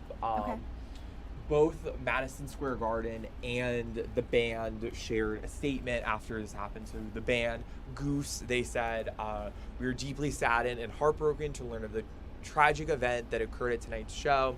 We extend our deepest sympathy to everyone affected. Thank you to the emergency personnel and venue staff who stepped in with care and support." And then MSG also released a statement on Sunday that said, "While we await the police report on the tragedy at last night's Goose concert, we are deeply saddened by the loss of a fan's life at Madison Square Garden. Our hearts go out to the family and friends of the concert goer." So yeah, like a lot is unknown currently. You know, we don't know, was the man intoxicated? Did he simply trip over something and fall? You know, like who else was around? Like there's not a lot released. All we know is that he unfortunately passed away. So really scary situation, and just a lot of people are talking about it, so I wanted to bring it up. Yeah, I have also seen it. I think it was one of the trending topics earlier on Google. So we're seeing people not just from New York, not just from our area, but literally all over the country, even the world, just trying to figure out what happened to them. Because like obviously many of you know Madison Square Garden, a huge iconic venue in New York. So the fact that something like this happened at a venue of this standard is really scary. So Jake, thank you for bringing that latest to us. Of course, thank you for having me. No problem. Now, I don't know if you guys have been keeping up or not with the latest of the coronavirus, but remember all those people on that cruise ship way back when they were told they had 42 days that they needed to remain in isolation and quarantine. Some of them were sent to a facility in Nebraska. Some of them were sent to a facility in Atlanta. We're hearing that the people who were staying in Nebraska, a couple of them have actually gotten to leave. This is the last 8 of those American passengers who have spent 42 days in specialized quarantine after exposure to the coronavirus. They have now been allowed to go home. The U.S. Department of Health and Human Services has actually told us that this is the case. They confirmed that this is the end of quarantine for them all. Now, again, I say maybe you remember this because I've noticed that there was a lot of talk about it when it first happened. There was so much concern that this would be the next coronavirus, even though health officials told us that that wasn't the case. And now, days later, a month and some change later, we're seeing that those other people have been let go, and it seems as if it's not a much bigger spread or a concern or threat to the rest of our population. So just wanted to share that quick update with you all about what's going on there. Now, here's a headline that may affect your pockets, your wallets. I love to bring you guys financial news. I'm hearing that Walmart has started using digital price tags, and the way it works is actually pretty interesting. They say that this is supposed to help them make sure that all of the prices that you see on products that are on the shelves are always up to date. So the nation's largest retailer, Walmart, says that it expects the technology to be in all of its stores here in the U.S. by the end of this year, 2026. They say that the high-tech price tags will help its employees do their jobs. So essentially, what's going to happen here, every product, you know how normally there's like a sticker price on it, and then sometimes they'll have to put another price tag over that one if there's a sale or something like that, or like a last chance kind of item where it's super duper low in price. Well, it's all going to be digital, so they can update it in real time if something goes on sale or something goes back to regular price, or if they mark something up. It'll be a lot easier for the company to enforce those prices, and there won't necessarily be a room for discretion on what something's actually priced once you bring it up to the cash register. Some lawmakers say that this is concerning. They think that it could result in surge pricing. And that's a strategy a lot of companies use to automatically raise the prices of goods or even services when the demand is high and supply is limited. Walmart says that this isn't the case at all. They say their prices will be exactly the same for every consumer in every store. What do you guys think? Do you trust it? Do you not? Is it smart for other servicers, retailers in order to start doing? Do you like the idea? Do you not like the idea? Let me know in our comment section. We're keeping you guys updated on everything that's happening. Now, we're gonna take a quick step back. When we come back though, I got a lot of White House news for you all. We're gonna talk about the latest with the reflecting pool and the paint job that's going on there. We're gonna be talking about an executive order that President Donald Trump signed earlier today. We'll get into all of that and more when we come back.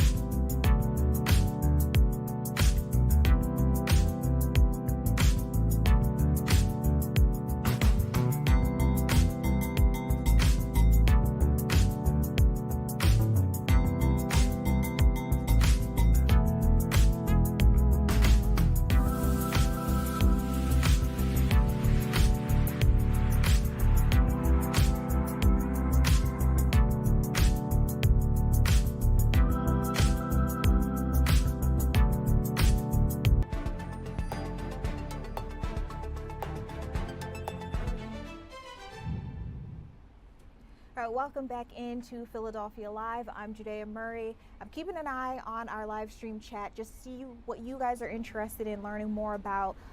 Brenda, who's always with us, I love having you. Did remind our chat that record industry legend Clive Davis has passed away. We talked about it a little earlier in the show, but just in case you weren't with us, we'll get back into it just briefly. Again, I mean, she put it very well. Legend. We're talking about somebody who's worked with the likes of Whitney Houston, of Alicia Keys, Aerosmith, like the list goes on and on and on. It's worked with all different types of talents. We're hearing that, unfortunately, today. He passed away earlier. Friends and family are confirming that he was 94 years old. They say that he was surrounded by family when this happened. It was at his home in Manhattan. And in terms of the reason why, they're just saying it has to do with age-related illness. So again, the entire music industry is in mourning. Like I said, just worked with everybody. It was one of those headlines where you see it, you don't believe it. But this is the latest that we're hearing about in our area of what's going on there. Brenda, thank you so much for reminding us to bring it back up for our audience here. Now I want to get into some news happening out at the White House. Let's take a quick spin down to Washington, D.C., where you may have heard this, but they have just announced a 6th person has been charged officially in the alleged plot to turn the White House UFC event that took place on President Donald Trump's 80th birthday into a mass casualty attack. The FBI has publicly identified that 6th suspect in this alleged plot that was supposed to target the UFC Freedom 250 event out in Washington, D.C. Court documents were unsealed today in the Western District of Missouri, and that's where we learned the name of defendant Jordan W. Rinker. He's been named as an alleged member of this conspiracy, which brings the total number of publicly identified defendants to 6. 5 suspects were charged in the middle of the month in connection to what allegedly took place here. So they say that these folks were planning on using drones that had explosives all over them to hit buildings near this event. They wanted to force a mass evacuation, according to officials. They also say they wanted to steer this large crowd, because we know thousands of people showed up at the South Lawn, the White House. They wanted to steer all of them toward a pre-staged sniper team, according to the FBI. And then from there was supposed to be a second wave of attacks. Apparently, they were allegedly planning to storm the White House gate. It's not clear whether or not this was supposed to be an assassination attempt or whether, like they say, a mass casualty where they just wanted to take out as many random victims as possible. Still unclear. But according to a complaint, it shows that some of these individuals acquired several boxes of ammunition, plate carriers, rifles, technical clothing, while another person allegedly obtained some firearms, multiple ones, helmet, a ballistic vest. It was a lot here. But again, we're just now hearing that a 6th person has been charged. All right, let's get into this other headline. I'm hearing that a judge has blocked the use of federal database that would check for citizenship. They say that this could wrongly purge voters right ahead of Election Day. So this is a very big deal here. According to the Associated Press, a federal judge today ruled that a recently revamped version of a federal tool central to the Trump administration's election integrity strategy is now considered to be unlawful, and it can no longer be used. That judge sided with advocacy groups that argued that these recent upgrades to the system that's called the Systematic Alien Verification for Entitlements, also known as SAVE, aggregated American-sensitive personal data in a way that could result in voters being wrongfully purged from voter rolls. Again, very big deal because we are so close. November, it's Election Day. So the judge said that Congress had prohibited the government from centralizing Americans' personal identifying information, and that federal agencies that created the SAVE program, and I quote, knew that the database violates these statutory protections. So that's going to be a headline I promise you're going to hear about for the rest of the week, if not further than that. I have a feeling there may be an appeal to this, but this is the latest that we know. This is a U.S. District Court judge that has officially ruled that this database use that would look into your citizenship could not be used because they say it could wrongly purge voters. All right, let's get into the latest and the greatest with the reflecting pool out at the out in Washington, D.C. So last check, I told you guys that people were reporting the paint, that new paint job that cost almost $15 million was already peeling. And there were also reports that there was algae in the reflecting pool, that the water was turning green. For the time being, the White House administration, they were saying, well, that isn't true. The water is crystal clear. These are just fake reports. But then pictures surfaced, and then there were videos. And now it looks like this renovation project that was over $14 million, a little less than 15, that included painting the bottom of the reflecting pool American flag blue. There may be some more issues.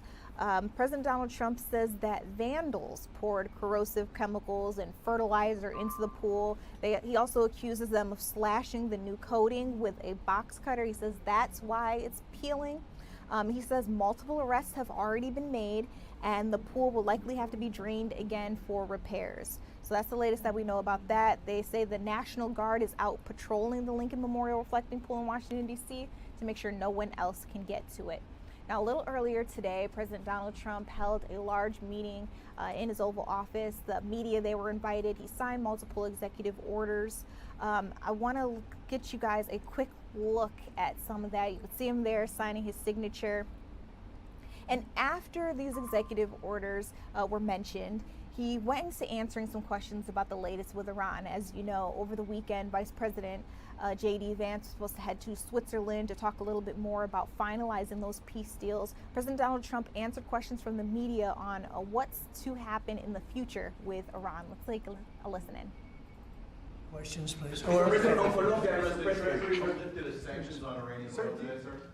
Treasury lifted sanctions on Iranian oil today. Well, I'm going to have to find out exactly the status, but if the sanctions go out, money's going to be put into this country. All that money's coming back in the form of purchases of food, which they desperately need. They have 91 million people. They can't feed them. So the money that we lift is going to go to our farmers, largely to our farmers. Can you ensure that the Iranians won't use profits from oil sales to rebuild their military? Well, they're not supposed to be doing that, so we'll see. But they're supposed to use money to buy food for their people, because right now their people are very hungry, and they're buying it exclusively from us. Corn, soybeans, should be a lot of money. I hope it's a lot of money. If the war with Iran could cause a worldwide depression, as you noted, Mr. President, are you willing to risk economic catastrophe and strike Iran Well, again? not the way I'm doing it. It's not going to cause depression. Yes, but if they don't abide by the Well, memorandum nuclear of weapon understanding. supersedes depression. Depression's real bad. Nuclear weapon will cause depression much more quickly. The way we're doing it, we have the opposite of a depression. We're doing really well. The numbers are incredible.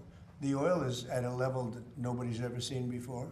Oil prices are way down. I think they're very comparable to what they were. Chris, I don't know, pretty comparable to what they were before we started. They've returned most of the way back down.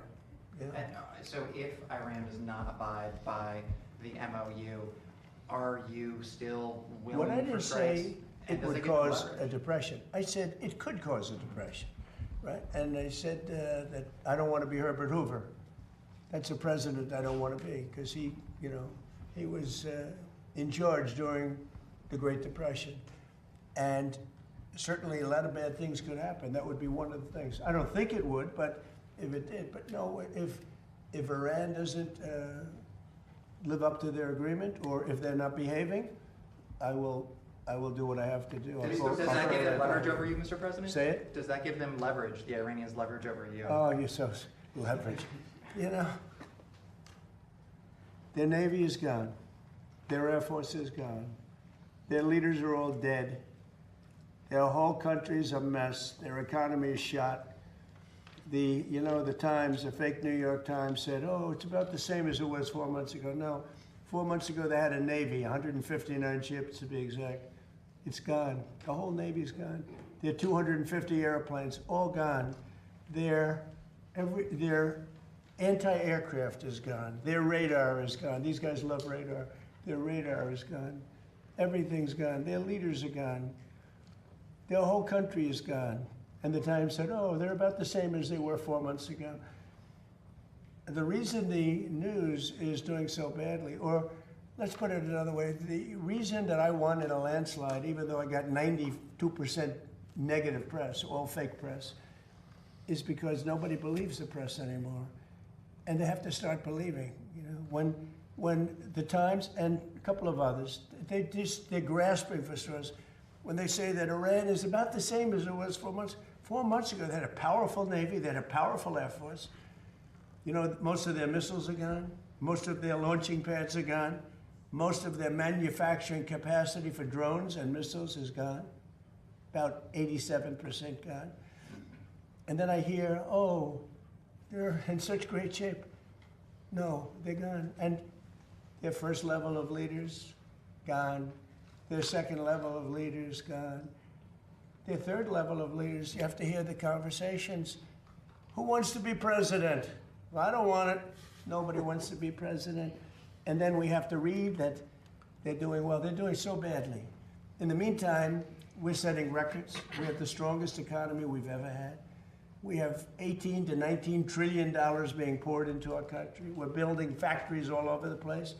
We have more people working today than at any time in the history of our country at higher salaries. So when you ask a question like that, it's so stupid. Mr. President, hey, here's another beauty. Watch this one. Well, here's a real beauty. earlier Go today, ahead. the Israeli Prime Minister Benjamin Netanyahu said his forces are not leaving Lebanon. That is a sticking point. Who did he tell that to you? He said it publicly in Israel. Well, we're going to take a look at it. Well, what would you do to make sure that he doesn't? Well, I'm not going to sabotage tell the you deal? what I'm going to do, but it gets solved. I'm a problem solver. I get problem solved real fast, including with Bibi. Go ahead. All right, there. So you were just listening in a little bit to some of the statements that President Donald Trump made earlier today after he had signed some executive orders.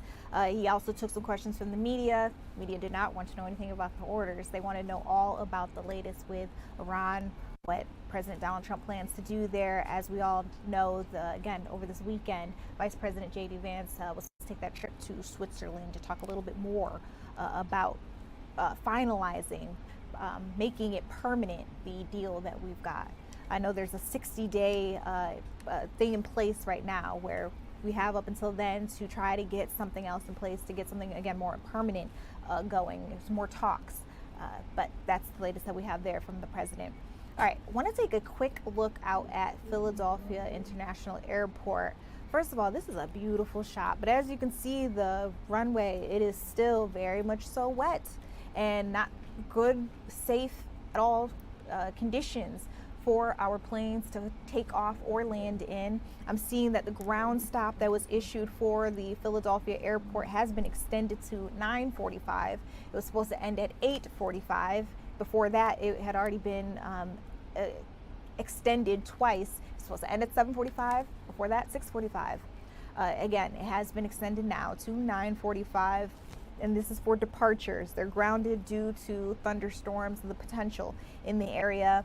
Right now, again, the probability of extension is 30 to 60%. There's also a departure delay in place.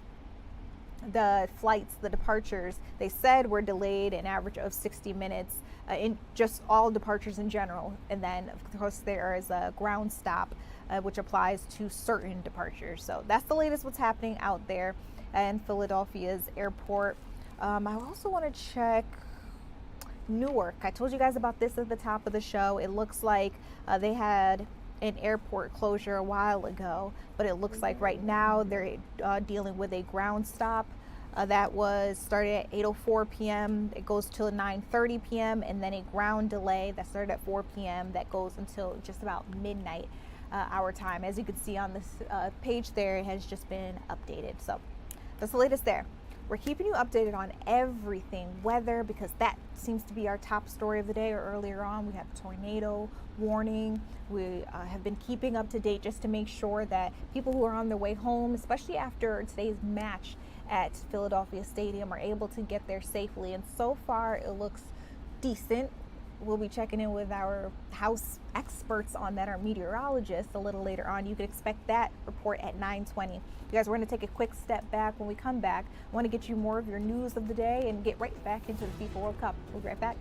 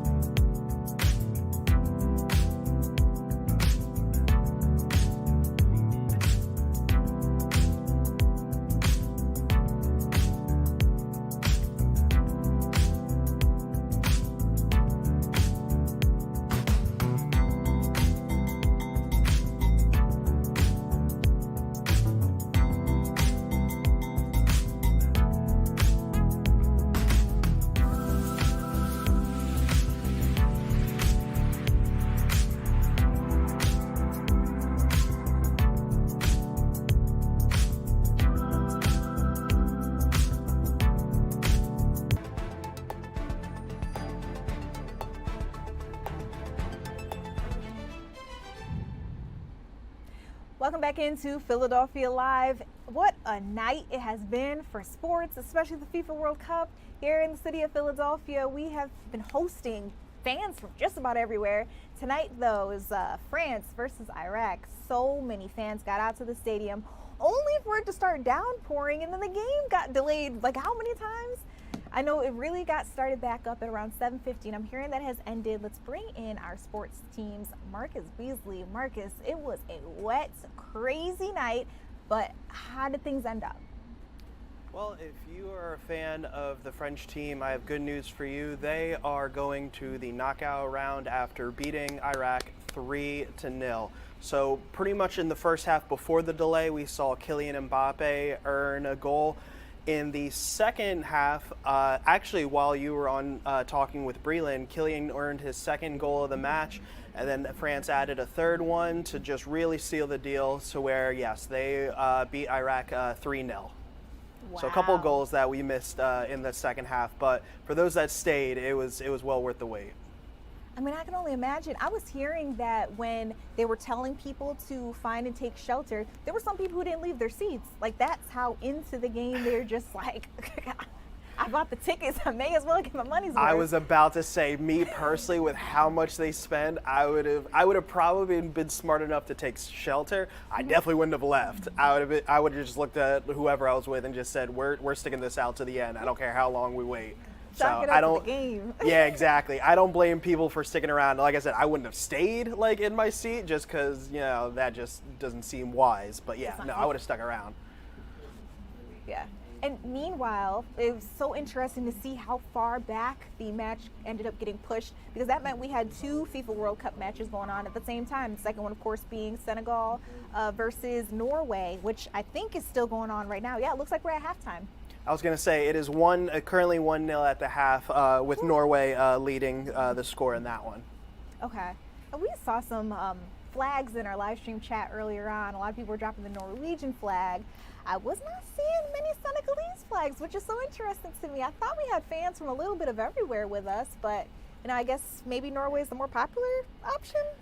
Well, here's the funny thing. Last week, you and I had talked when you came over here, and I told you how one of the days it was just kind of like a day where the stars came out. This is the same kind of scenario where Kylian Mbappe, Lionel Messi, and Erling Haaland for Norway are all playing today as well. And that's where Haaland is the star from Norway. I actually, over the weekend, I didn't realize he's actually in a lot more commercials, doing stuff with like Channing Tatum and stuff. So he's like kind of like the superstar for Norway. A lot of people are familiar with him, so a lot of people kind of lean towards him more for the familiarity part. With all due respect to Senegal, I can't really think of a top star at the top of my head that is kind of like a household name among the football world or in the soccer world for us. So yeah, I'm not really surprised that there's a lot of Norway fans out there. Well, let's look ahead, because I feel like it's kind of on the stream of consciousness that you were just following there. We've got a match here in Philly. It's going to be Curacao versus, who are they going up Ivory against? Coast. Ivory Coast, yes, Yeah. okay. And Curacao seems to be one of those smaller teams that everybody's kind of like, how'd you get here? And it's kind of like a miracle that you're still here. Well, the funny thing is that you could say the same thing about Ivory Coast. I mean, Ivory Coast they had their first World Cup goal as of last Sunday, and that ended in a draw, which was amazing. And then, I mean, you look at just how, it's not just them, but it's just a lot of these teams, they're small countries, a lot of places that people have never heard of that are in the World Cup for the first time. And it's just amazing how they are able to make an impact and to attract a lot of attention. I mean, Ivory Coast, they are right now, they are second in their group. Germany is already advanced with 6 points in that group.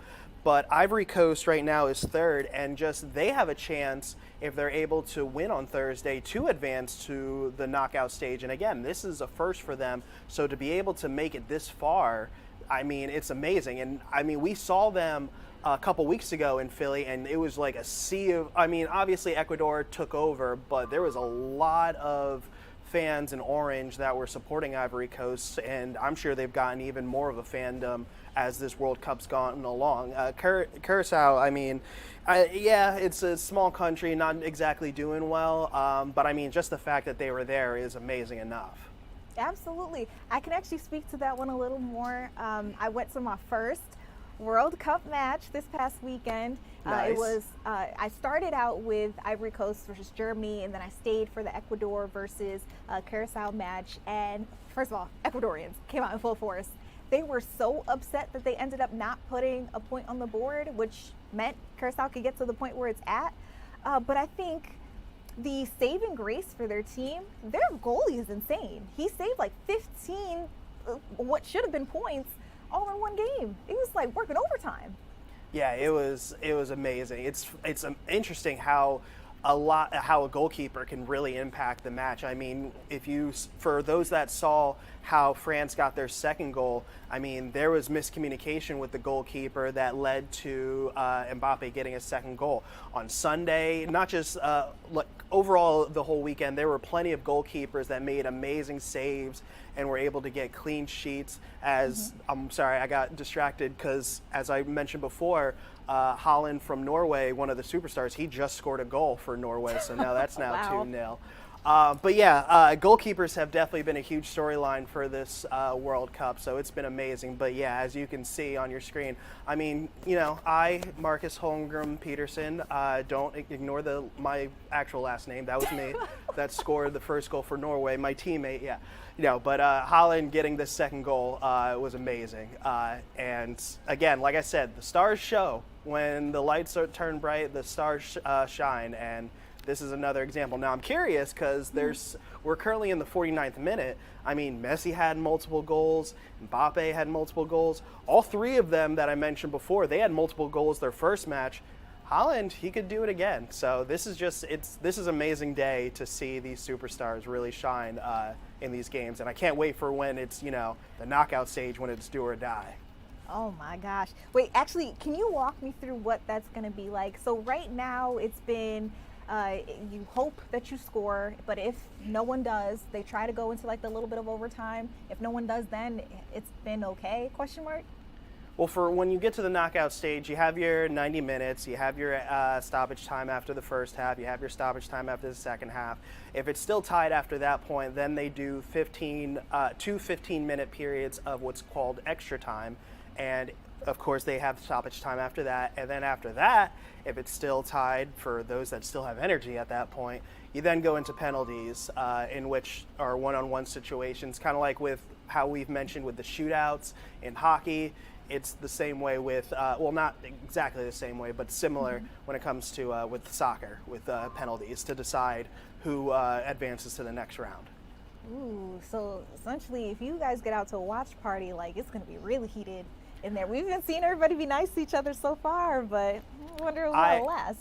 I hope, since we have a knockout around July 4th here, I hope it goes that far, because I have seen a lot of soccer matches go that far, and it is the most exciting, especially when it comes to the World Cup. So if Philly can get their experience and a taste of that when the knockout stage comes, it is going to be electric. I really hope for those that are going, God bless your wallets, first of all, and your bank accounts, but I hope that you guys get your money's worth for that, because that's going to be amazing. As for me, myself, well, I was about to say I'll be at FIFA Fan Fest, but that's not true. I'll be right here on the stream. But if you guys wanted to do something free. Yeah, I was going to say, we're not going anywhere, but yeah. We'll be living vicariously through you all. All right, one more thing, Marcus. The Phillies also played today, which is kind of confusing when you know there are so many high stakes, like FIFA World Cup games going on, but to know the Phillies also had a game out in DC. How are they doing, if you have been keeping your eyes on that one as well? Well, as you can see, it is 2-0 Nationals. The third inning just ended. Phillies are kind of in like a bullpen game kind of situation. So this is the day where Tim Meza, well, first of all, there was a 90-minute weather delay because, like with here in Philly, DC had their own weather issues so there was a 90-minute delay for the Phillies. But yeah, it is now 2-0 Nationals as we enter the 4th inning. Dylan Cruz had an RBI single for the Nationals to make it 1-0. Luis Garcia Jr. had a solo home run to make it 2-0. I mean, it's still early, but I mean, Phillies were hot, as I'm sure you saw on Saturday and Sunday between Kyle Schwarber and Bryce Harper. So offense is going to take a little bit of a dip, but hopefully they'll wake up in time. I mean, there's plenty of baseball left, so should be fun. Yeah. Quick question, because I know their game had to be delayed as well. When delays are happening for games like that, I mean, you already had your warm-up. Do you go back in the locker room, start back over, and then get reset and get out there? Or is it as soon as they tell you to play, you got to get right back out there? Kind of what you said, what the first part of what you were saying, because a lot of times they obviously have their workouts like a few hours before the game. Their starting pitchers will have their bullpen practice a few hours before the game. Then when the actual game's about to start, obviously there's some practice throws from the pitcher.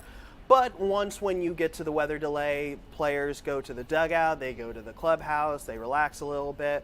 Depending on how long the delays are. I mean, if it's like a 15-minute delay, players may just chill out in the dugout. And for a 90-minute delay, they definitely went back to the clubhouse, hung out for a little bit. And then when they get word of when the game is expecting to start, when the tarp comes off the field, then they'll start getting some workouts in, getting some pitching in. It depends, obviously, when it comes to pitchers, because a lot of times where if they throw for a few innings and then the rain delay happens, chances are, because they're cold, health-wise, you rather them not continue. But if it's just the start of it, then there's not as much of an issue in terms of getting reps in for practice. Okay, that makes sense. Mm-hmm. Well, thank you for walking me through everything that's going on today. There's so much. I don't know how you guys in the sports team are doing it, but I guess maybe all hands are on deck, and that's how you're getting it done. Yeah, I mean, we just got another goal from Senegal, so it's now 2-1.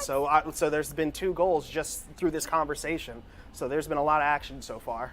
Oh my goodness. Okay, you guys are taking a look at the score there. Marcus, you're bringing us breaking news too. You're doing everything. I try. 53 minutes into the match. You guys know soccer goes on for about 90 minutes unless afterward they are able to put a couple of more minutes, like 5 minutes at a time, on the board. Again, Marcus, thank you. Of course. Now, our sports team was talking a little earlier today during one of our meetings, and one of the questions being asked was, with all of this rain, how's the grass out there doing? Because I heard that at Philadelphia Stadium, we actually got some fancy grass imported in. We're talking about natural grass pitch grown on a New Jersey sod farm. It was supposed to meet FIFA's strict tournament standards. This is a premium blend, you guys, of Kentucky bluegrass and perennial ryegrass.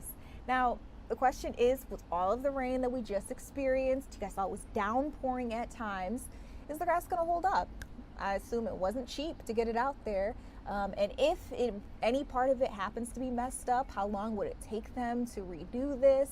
A lot of big questions coming up as we've got some of our other big matches ahead. As Marcus was alluding to there, soon we'll be seeing knockout stage rounds, and it's going to be a really big deal. You don't want any mess ups happening. We're talking about fans from all over the world coming out to see some of their favorite players. We don't want injuries. We don't want a mess. We here in the U.S. want everything to go picture perfect. So that'll be a question for the end of the game, just seeing, how the pitch has fared. We're going to take a quick step back. When we come back, remember Bernie Sanders? Of course you do. Apparently held a rally earlier today. He says it's workers against billionaires. We'll get into it when we come back.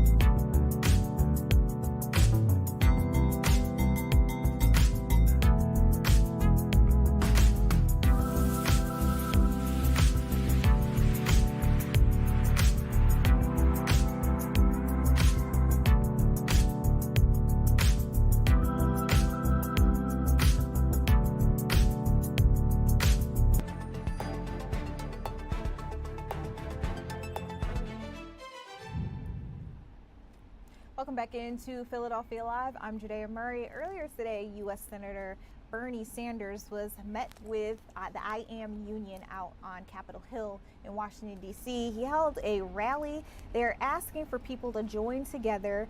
They want the economists out there to work harder for the working people rather than the billionaires. So we'll get into all of what that means. I want to let you listen into the beginning of his speech.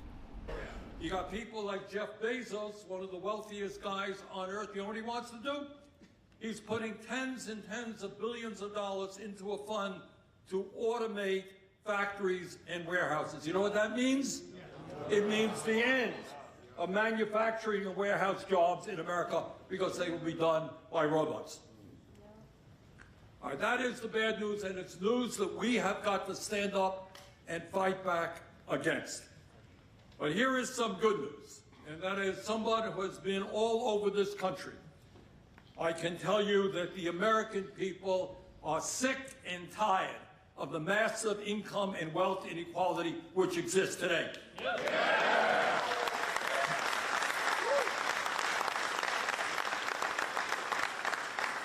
They are not asking to be trillionaires, but what they are asking for is the right to live in dignity and security and bring up healthy and happy kids.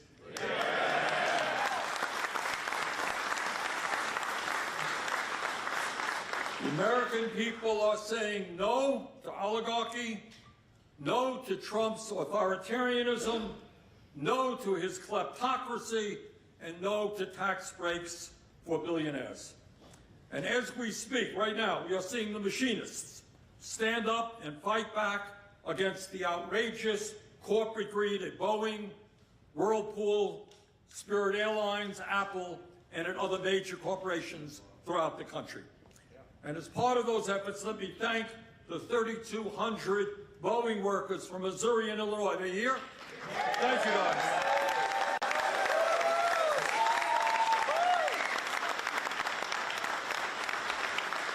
They were out on strike for more than 100 days. But who's counting? But you won a 24% raise over 5 years and a $6,000 signing bonus. Pretty good.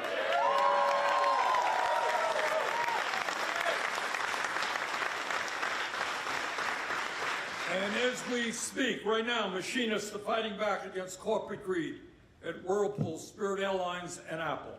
And I'm proud, very proud to stand with those workers in that struggle.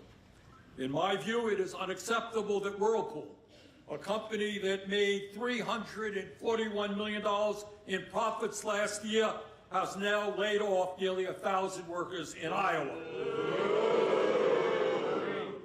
Brothers and sisters, it is unacceptable that just a couple of days ago, Apple illegally shut down its store in Towson, Maryland, after its workers voted to form a union. You know, Apple is a $4.3 trillion corporation. They got the money to sit down and negotiate with the union.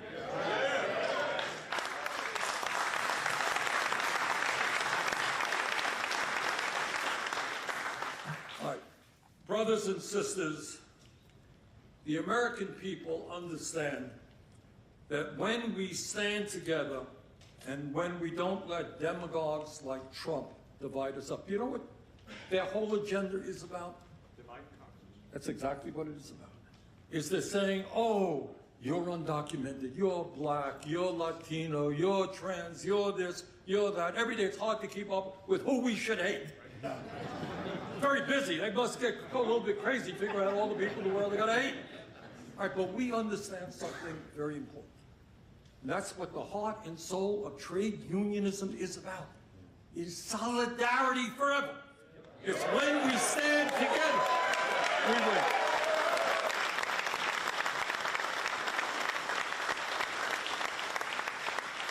And that's what we have to do. And the good news is, as you all know, is that because of the economic stress on working families all across this country, more and more people want to join trade unions. In fact, the union movement has not been as popular today as it has been for a very long time, and I thank you for that. Our job, by the way, is not just to defeat Republicans and extremists and racists and sexists, etc. We've got to do more than that. What we need to do is to tell the ruling class of this country they cannot have it all.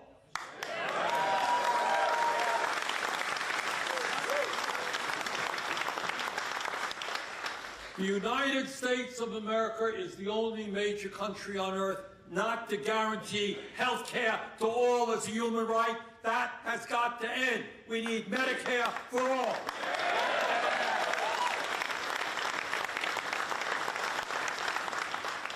We've got to raise the minimum wage in this country to a living wage, $20 an hour, and make it easier for workers to join unions.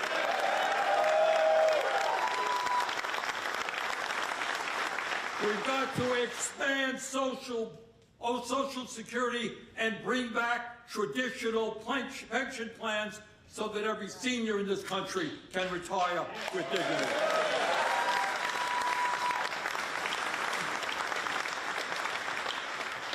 And it is not a radical idea to say that our kids should be able to get a higher education without going into debt, or that we should have the best public education system in the world, the best child care system in the world. All right, we can do all of those things and more. But we've got to stand together and we've got to fight back. And the American people are with us. All right? They are sick and tired of the greed of the 1%. And they want a nation and they want an economy that works for all of us, not just the few. And the organizations that are going to lead us in that direction is the trade union movement in America. That's right.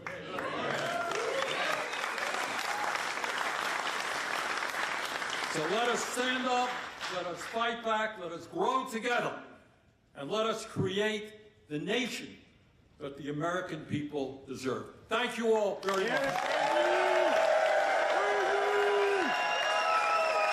That has been Senator Bernie Sanders talking. A couple of more speakers also joined him. Again, this whole thing is called Workers Over Billionaires. It's a movement all across the country. They say they focus on labor advocacy, also making sure that workers get paid their fair wage. They challenge what they say is corporate greed. So again, you got to hear a little bit of a statement there. I heard or saw somebody in our comment section ask if Bernie Sanders is an independent. Yes, it looks like he is officially an independent. He also holds the record as the longest serving independent member of Congress in U.S. history. So great question. You guys keep in mind, you can ask me questions too. This is a live interactive news chat. All right, we're going to take a quick break. Weather has been one of our biggest stories of the day. It delayed some of our biggest sports like the FIFA World Cup, like the Phillies game. And I'm hearing that it could potentially have an impact if you're still trying to get home a little later on. So we'll check in with our meteorologist just to see where we stand when we come back.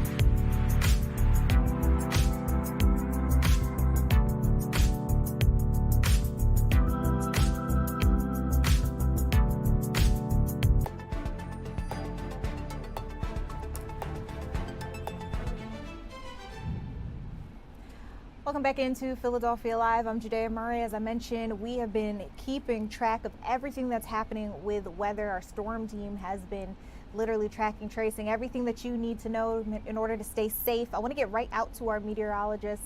They're live in the Storm Center, again, doing everything they can to keep us up to date.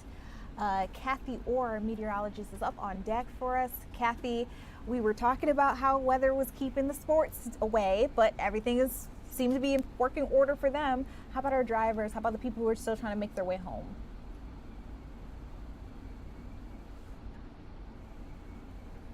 Hold on, Kathy. We're having a trouble with your audio real quick. We're going to see if we can fix this.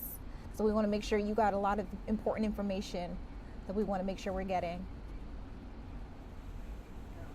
Okay, let's see if we can bring it on back to me. We'll check your audio, Kathy, in a commercial break. I hope she can hear me.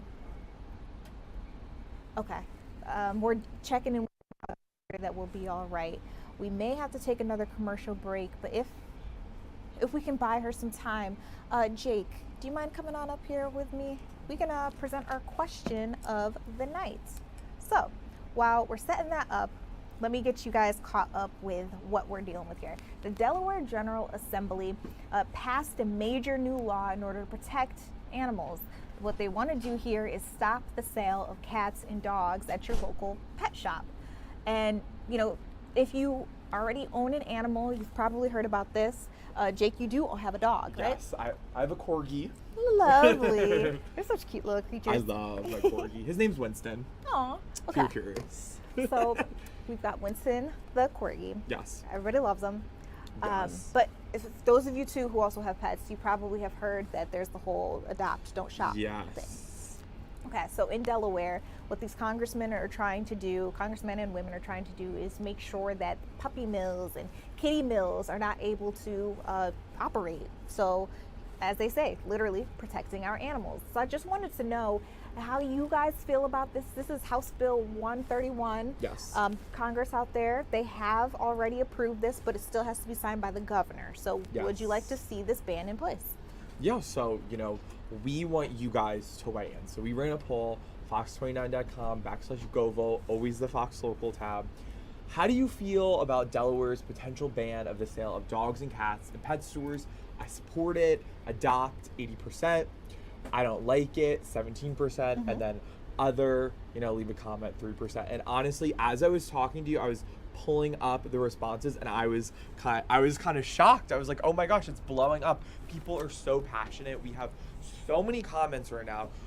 Susan says there are rescue groups that have cats and pet stores for adoption. I think that's acceptable. Susan, that's interesting that you say that because that's kind of basically one of the things about this proposed law. You know, some pet stores would team up with, you know, these shelters and people could adopt rather than buying. So what Susan's saying, there are pet stores that are currently doing, and we love that. They're going to try to make them do that more. So. Yeah. So, I mean, as you were getting in there, there are some exceptions to the rule, things that'll still go in place. And I want to make sure that you all know, before we continue with some of the other comments, what actually counts as a pet store, what isn't a pet store. So we're not talking about the regular animal shelters who may give away dogs or have like a $20 fee to get your kitty or your dog spayed or neutered. That's not what counts as a pet shop in this case. We're also not talking about a neighbor whose dog had a litter and they want to give them away or maybe charge for them. We're talking about people who regularly breed like special like Yorkshire Terriers. They just happen to be the one that came to mind, like toy Yorkies or whatever. Constantly breeding that dog over and over again. That is what they want to stop. Yeah, so many great comments coming in. You know, Lisa says so many great dogs in shelters. It's so true. You know, Dawn Timoney does Rescue Me. Her segment all about showing all these great dogs that are up for adoption. So I totally agree with that. Kira says whatever is most ethical and less harmful to animals. Megan says adopt, don't shop is the only way. So, you know, so many people are in support of it. It's a really nice thing to see, you know, so hopefully other states, you know, follow Delaware's lead and we can see more things like this in the future. So yeah, but honestly, I agree with that one comment. Whatever is less harmful to the animals can get them to find their forever families. So yeah, love to see it. All right, yeah, so that's what's going on out in Delaware. If you guys want to keep up to date on some of the biggest stories, or you want to keep listening into questions where you be able to vote in real time and maybe even get a shout out with us, you got to watch us here on Philadelphia Live. We do this every single night. Every single night. Jake, thank you so much for bringing us so our much. question of the night.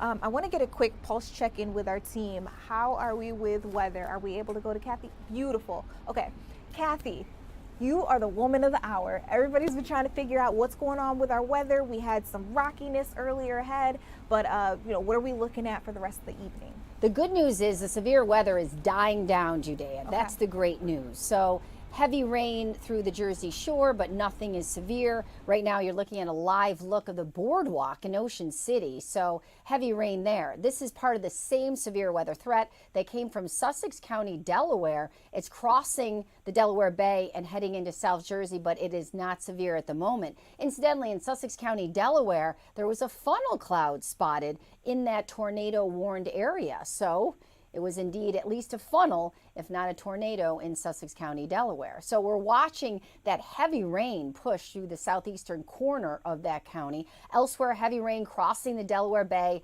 into southern parts of New Jersey. And this is going to lift up not just through areas of Cumberland County and Cape May County, but it's going to go back through Atlantic County, into parts of Salem, into Gloucester, maybe even Camden County, and then move off the coast. So still some heavy rain to talk about. You can see those yellows and oranges. Those rain rates are about 1 to 3 inches an hour. So flash flooding becoming a big problem around the region. When you look at these Doppler radar estimates, I mean, where you see the green, that's about 2-3 inches of rain, and we're seeing a lot of that over a very wide area through several counties. Delaware County, even into Montgomery County, Bucks County, and Philadelphia County. Some of these areas picking up close to 3 inches of rain. So as we continue through the evening, we do have these flash flood warnings in effect. There have been reports of water rescues, of some cars submerged in water, especially through the Philadelphia area. You can see these flash flood warnings in effect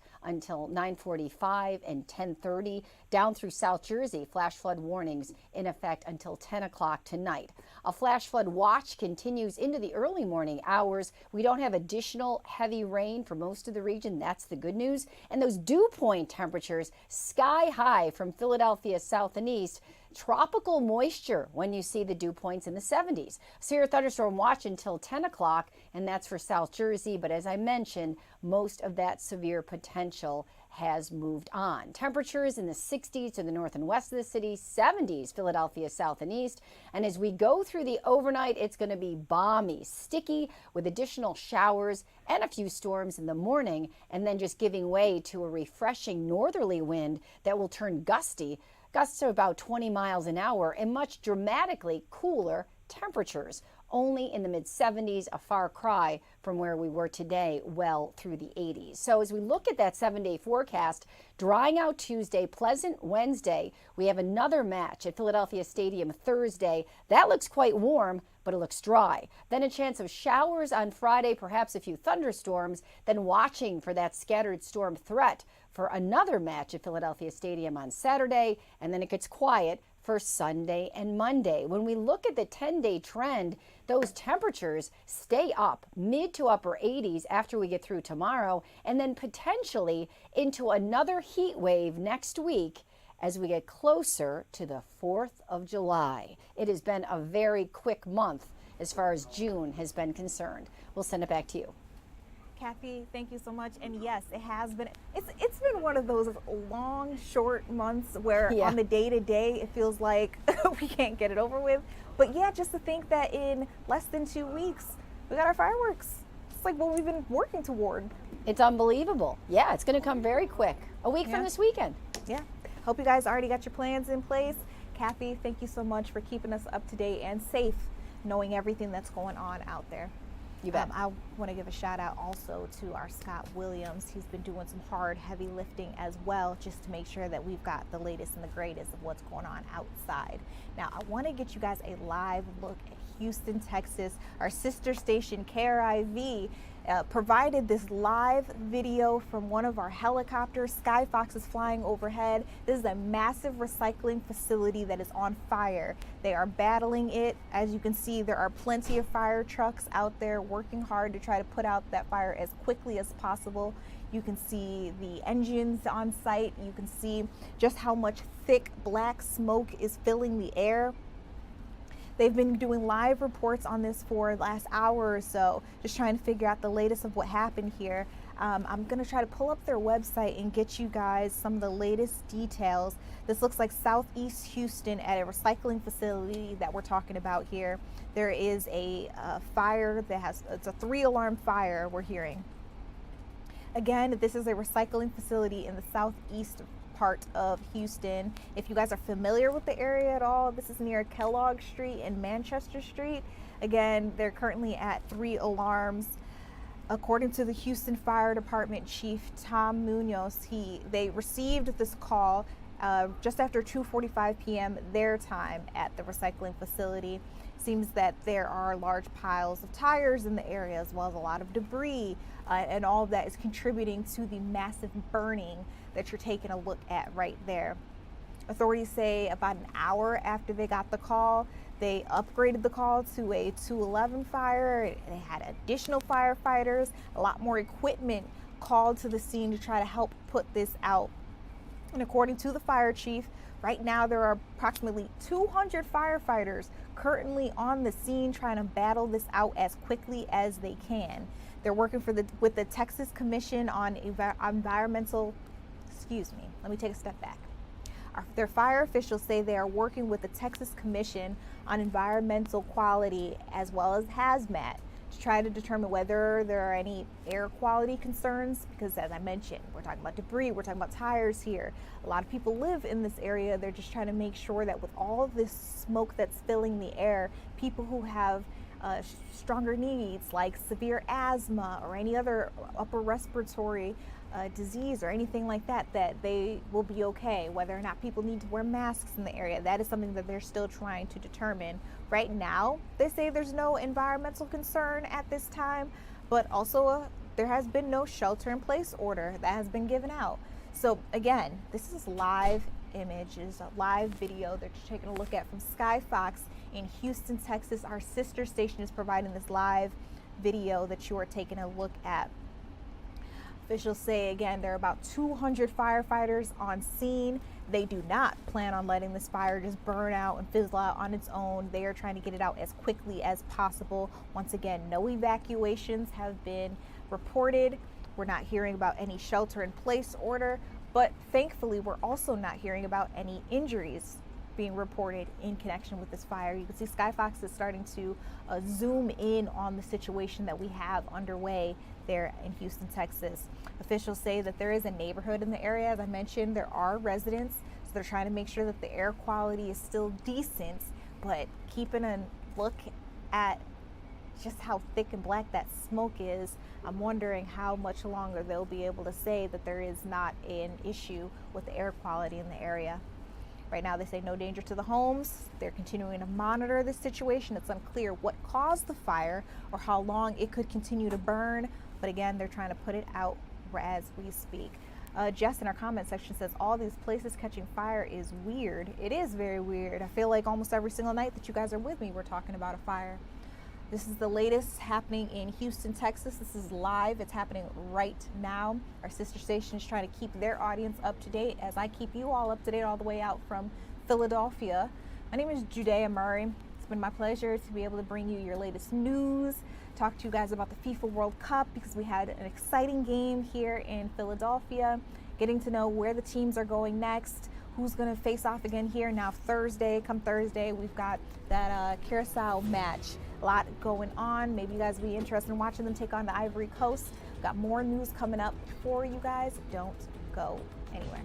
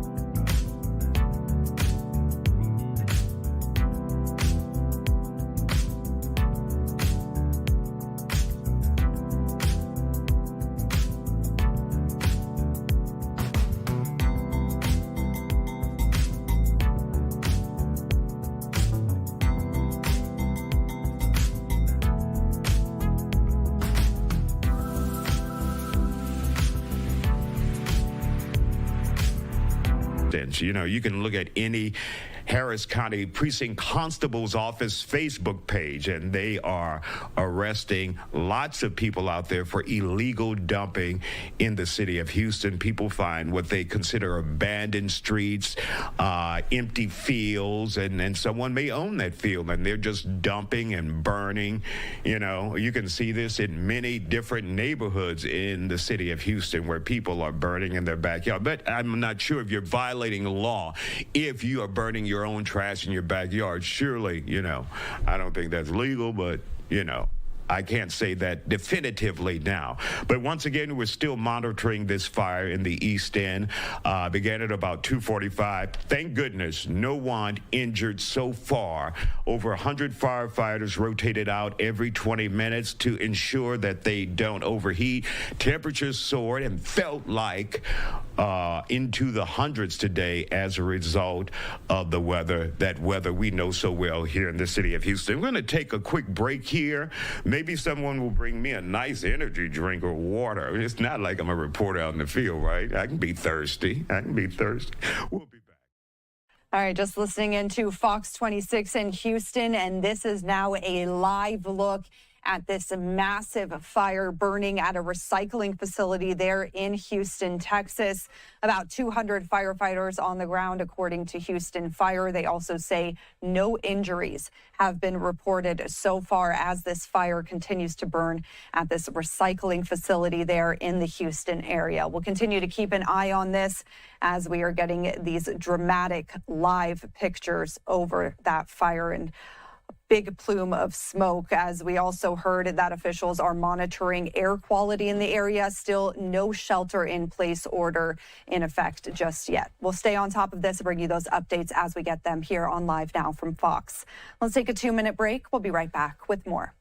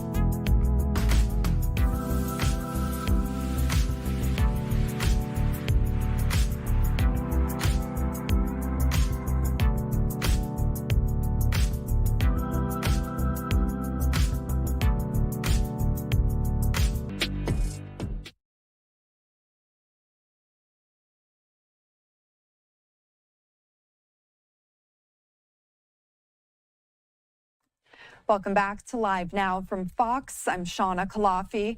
Here's a live look at the White House this evening. Earlier today, President Trump in the Oval Office signing an executive order and taking some questions from reporters. We have this tweet from the White House saying, investing in American quantum leadership like never before. President Trump signs executive orders on quantum, supercharging a national effort in innovation in quantum technologies. ensuring national security and continuing American growth in a critical industry. Let's listen into that event with President Trump signing that executive order earlier today at the White House. Porat, that's a big position, I'll tell you. Google president, that's as big as being president of the country, I think. That's big. There aren't too many. IBM CEO, Arvind Krishna, who's a great man, who's a really great job. What a job you've done. I used to have that stock when it was much, much lower. I brilliantly sold it when I became president. That was not a good move. And Inflection CEO Matthew Kinsella, as well as Nobel Prize winning quantum physicist John Martinez. Great going. Should you tell them how many years ago it was? Well, about 40 years ago. It's pretty good. Yeah. And you still look good. Thank you. Great job. I've been waiting for one of them too. They don't think 8 wars is enough, you know. I have to do 12 or 13, I think. Even though nobody's ever done one. Quantum technologies represents the next generation of innovation across computing, sensing, and networking with enormous significance for our country's economic growth, scientific research, and cyber security. It's really a big deal that we're doing today, and the country's doing really well, as you know. In 2018, I signed the National Quantum Initiative Act into law, which led to doubling the federal government investment in quantum research and development. I think you all know about that. That helped unleash billions of dollars of private investment in America's quantum industrial base, promoting significant scientific and technological progress like we've never seen before, actually. We want to keep that positive momentum going in America with the orders that I'm signing today, and these will really have I think, place it a big step forward. We're already the leader by a lot, and we're going to be now the leader by a lot more. With the first executive order launches a national effort to produce a quantum computer capable of performing important scientific calculations and to develop quantum-enabled sensors and networks in the next 5 years. And we're going to be investing in American quantum leadership like never before to stay ahead of the pack. We're way ahead right now, and we'll keep it that way. The second order I'm signing directs federal agency to transition to what is called quantum cryptography. Do anybody know what that is?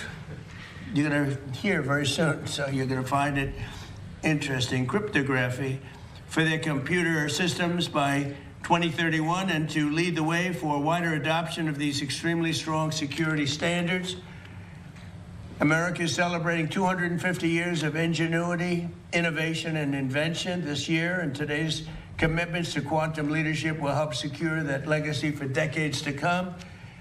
I just want to say before we introduce a couple of the people, we're doing very well with respect to the Hormuz Strait. We took in more oil yesterday than has ever gone through the strait. You probably see that. We have an oil gusher. The strait is totally open, you know that, and we're negotiating. We'll see how that all goes, but we have two things. We have an open strait, and we have a country that will never have a nuclear weapon. Will never, ever have a nuclear weapon. So now I'd like to invite Michael Kratsios, Director of the Office of Science and Technology Policy, to say a few words, followed by National Cyber Director Sean Cairncross and Secretary Wright, who's doing a fantastic job over in Venezuela and every place else he touches. Venezuela, by the way, has been amazing. We are really having a great relationship with that country, taking out tremendous amounts of oil, far, far more than that particular war cost, many, many times, sending it to Houston, sending it to Louisiana, sending it to lots of places. And Venezuela is also doing well. Venezuela is doing better than it's done in maybe ever. So it's been an amazing situation. When did you ever hear of getting money back from the war by 42 times over, right, Pete? Nobody does that. And I think Iran, I can say on a sort of a different scale, is in its own way working out very well. Maybe it's hard to say just as well, but maybe almost just as well. And we're doing very well in terms of negotiating a fair and reasonable deal. One of the things that we are doing also, and it came up last night, is money that's being unfrozen is going to be used to buy food, and the food's going to be bought exclusively through the United States from our farmers. And corn, soybeans, all of the things they need are going to be bought from our farmers. So our farmers are very happy. I've had a lot of calls. They were very happy about that. So now I'd like to ask Michael to say a few words, and we'll follow up by the other two gentlemen, or three gentlemen, and then if anybody has anything to say, and we'll take some questions at the end. So Michael, go ahead. So, Mr. President, as you mentioned in your remarks, you were the first president in history to prioritize quantum as a scientific priority for the United States government in your first administration. And since then, there's been a big leap in the investment the private sector has made in this particular domain. And we're now at the moment where a lot of that research is starting to pay off into commercial applications. And what this executive order will do is turbocharge that. First and foremost, it's going to task the Department of Energy to create a scientifically relevant quantum computer, which is going to help pave the way for even larger computers for the private sector. Secondly, we're going to be focusing on sensors and networking. So agencies like the Department of War, along with the Department of Energy, are going to be doing a wide variety of sensing and networking work. So this is a big step forward, and as one of our two top science technology priorities, we're excited to kick things off today. Good. Thank you very much. Good job, Michael. Sean, please. Yeah, thank you, sir. You continue to be the most forward-leaning president in innovation in American history. Is that all? That's sir. But no. And while you recognize the tremendous potential quantum has to advance medical research and cryptography and improve the lives of American people, you also recognize the security implications. As quantum rolls forward, it will challenge public key cryptography, which is what secures everything. It secures our financial transactions, our civilian critical infrastructure, and it secures the digital systems that Americans rely on for their daily life. And these two executive orders, which pair innovation and security, will address those issues. As we move forward, innovation and security have to be balanced. You recognize that. The actions that you take today will make sure that American systems are trusted and secure and safe moving forward. And I just want to thank our tremendous American companies with whom we've been working so closely. I think it's fair to say we have an unprecedented relationship in this. I want to thank our colleagues in the interagency who have been tremendous. It's such a mission-focused group of people. And obviously none of this happens, sir, without your leadership. So you're securing our systems for generations to come. Thank you. And you've done a great job. All of you have, actually. Chris Wright, please.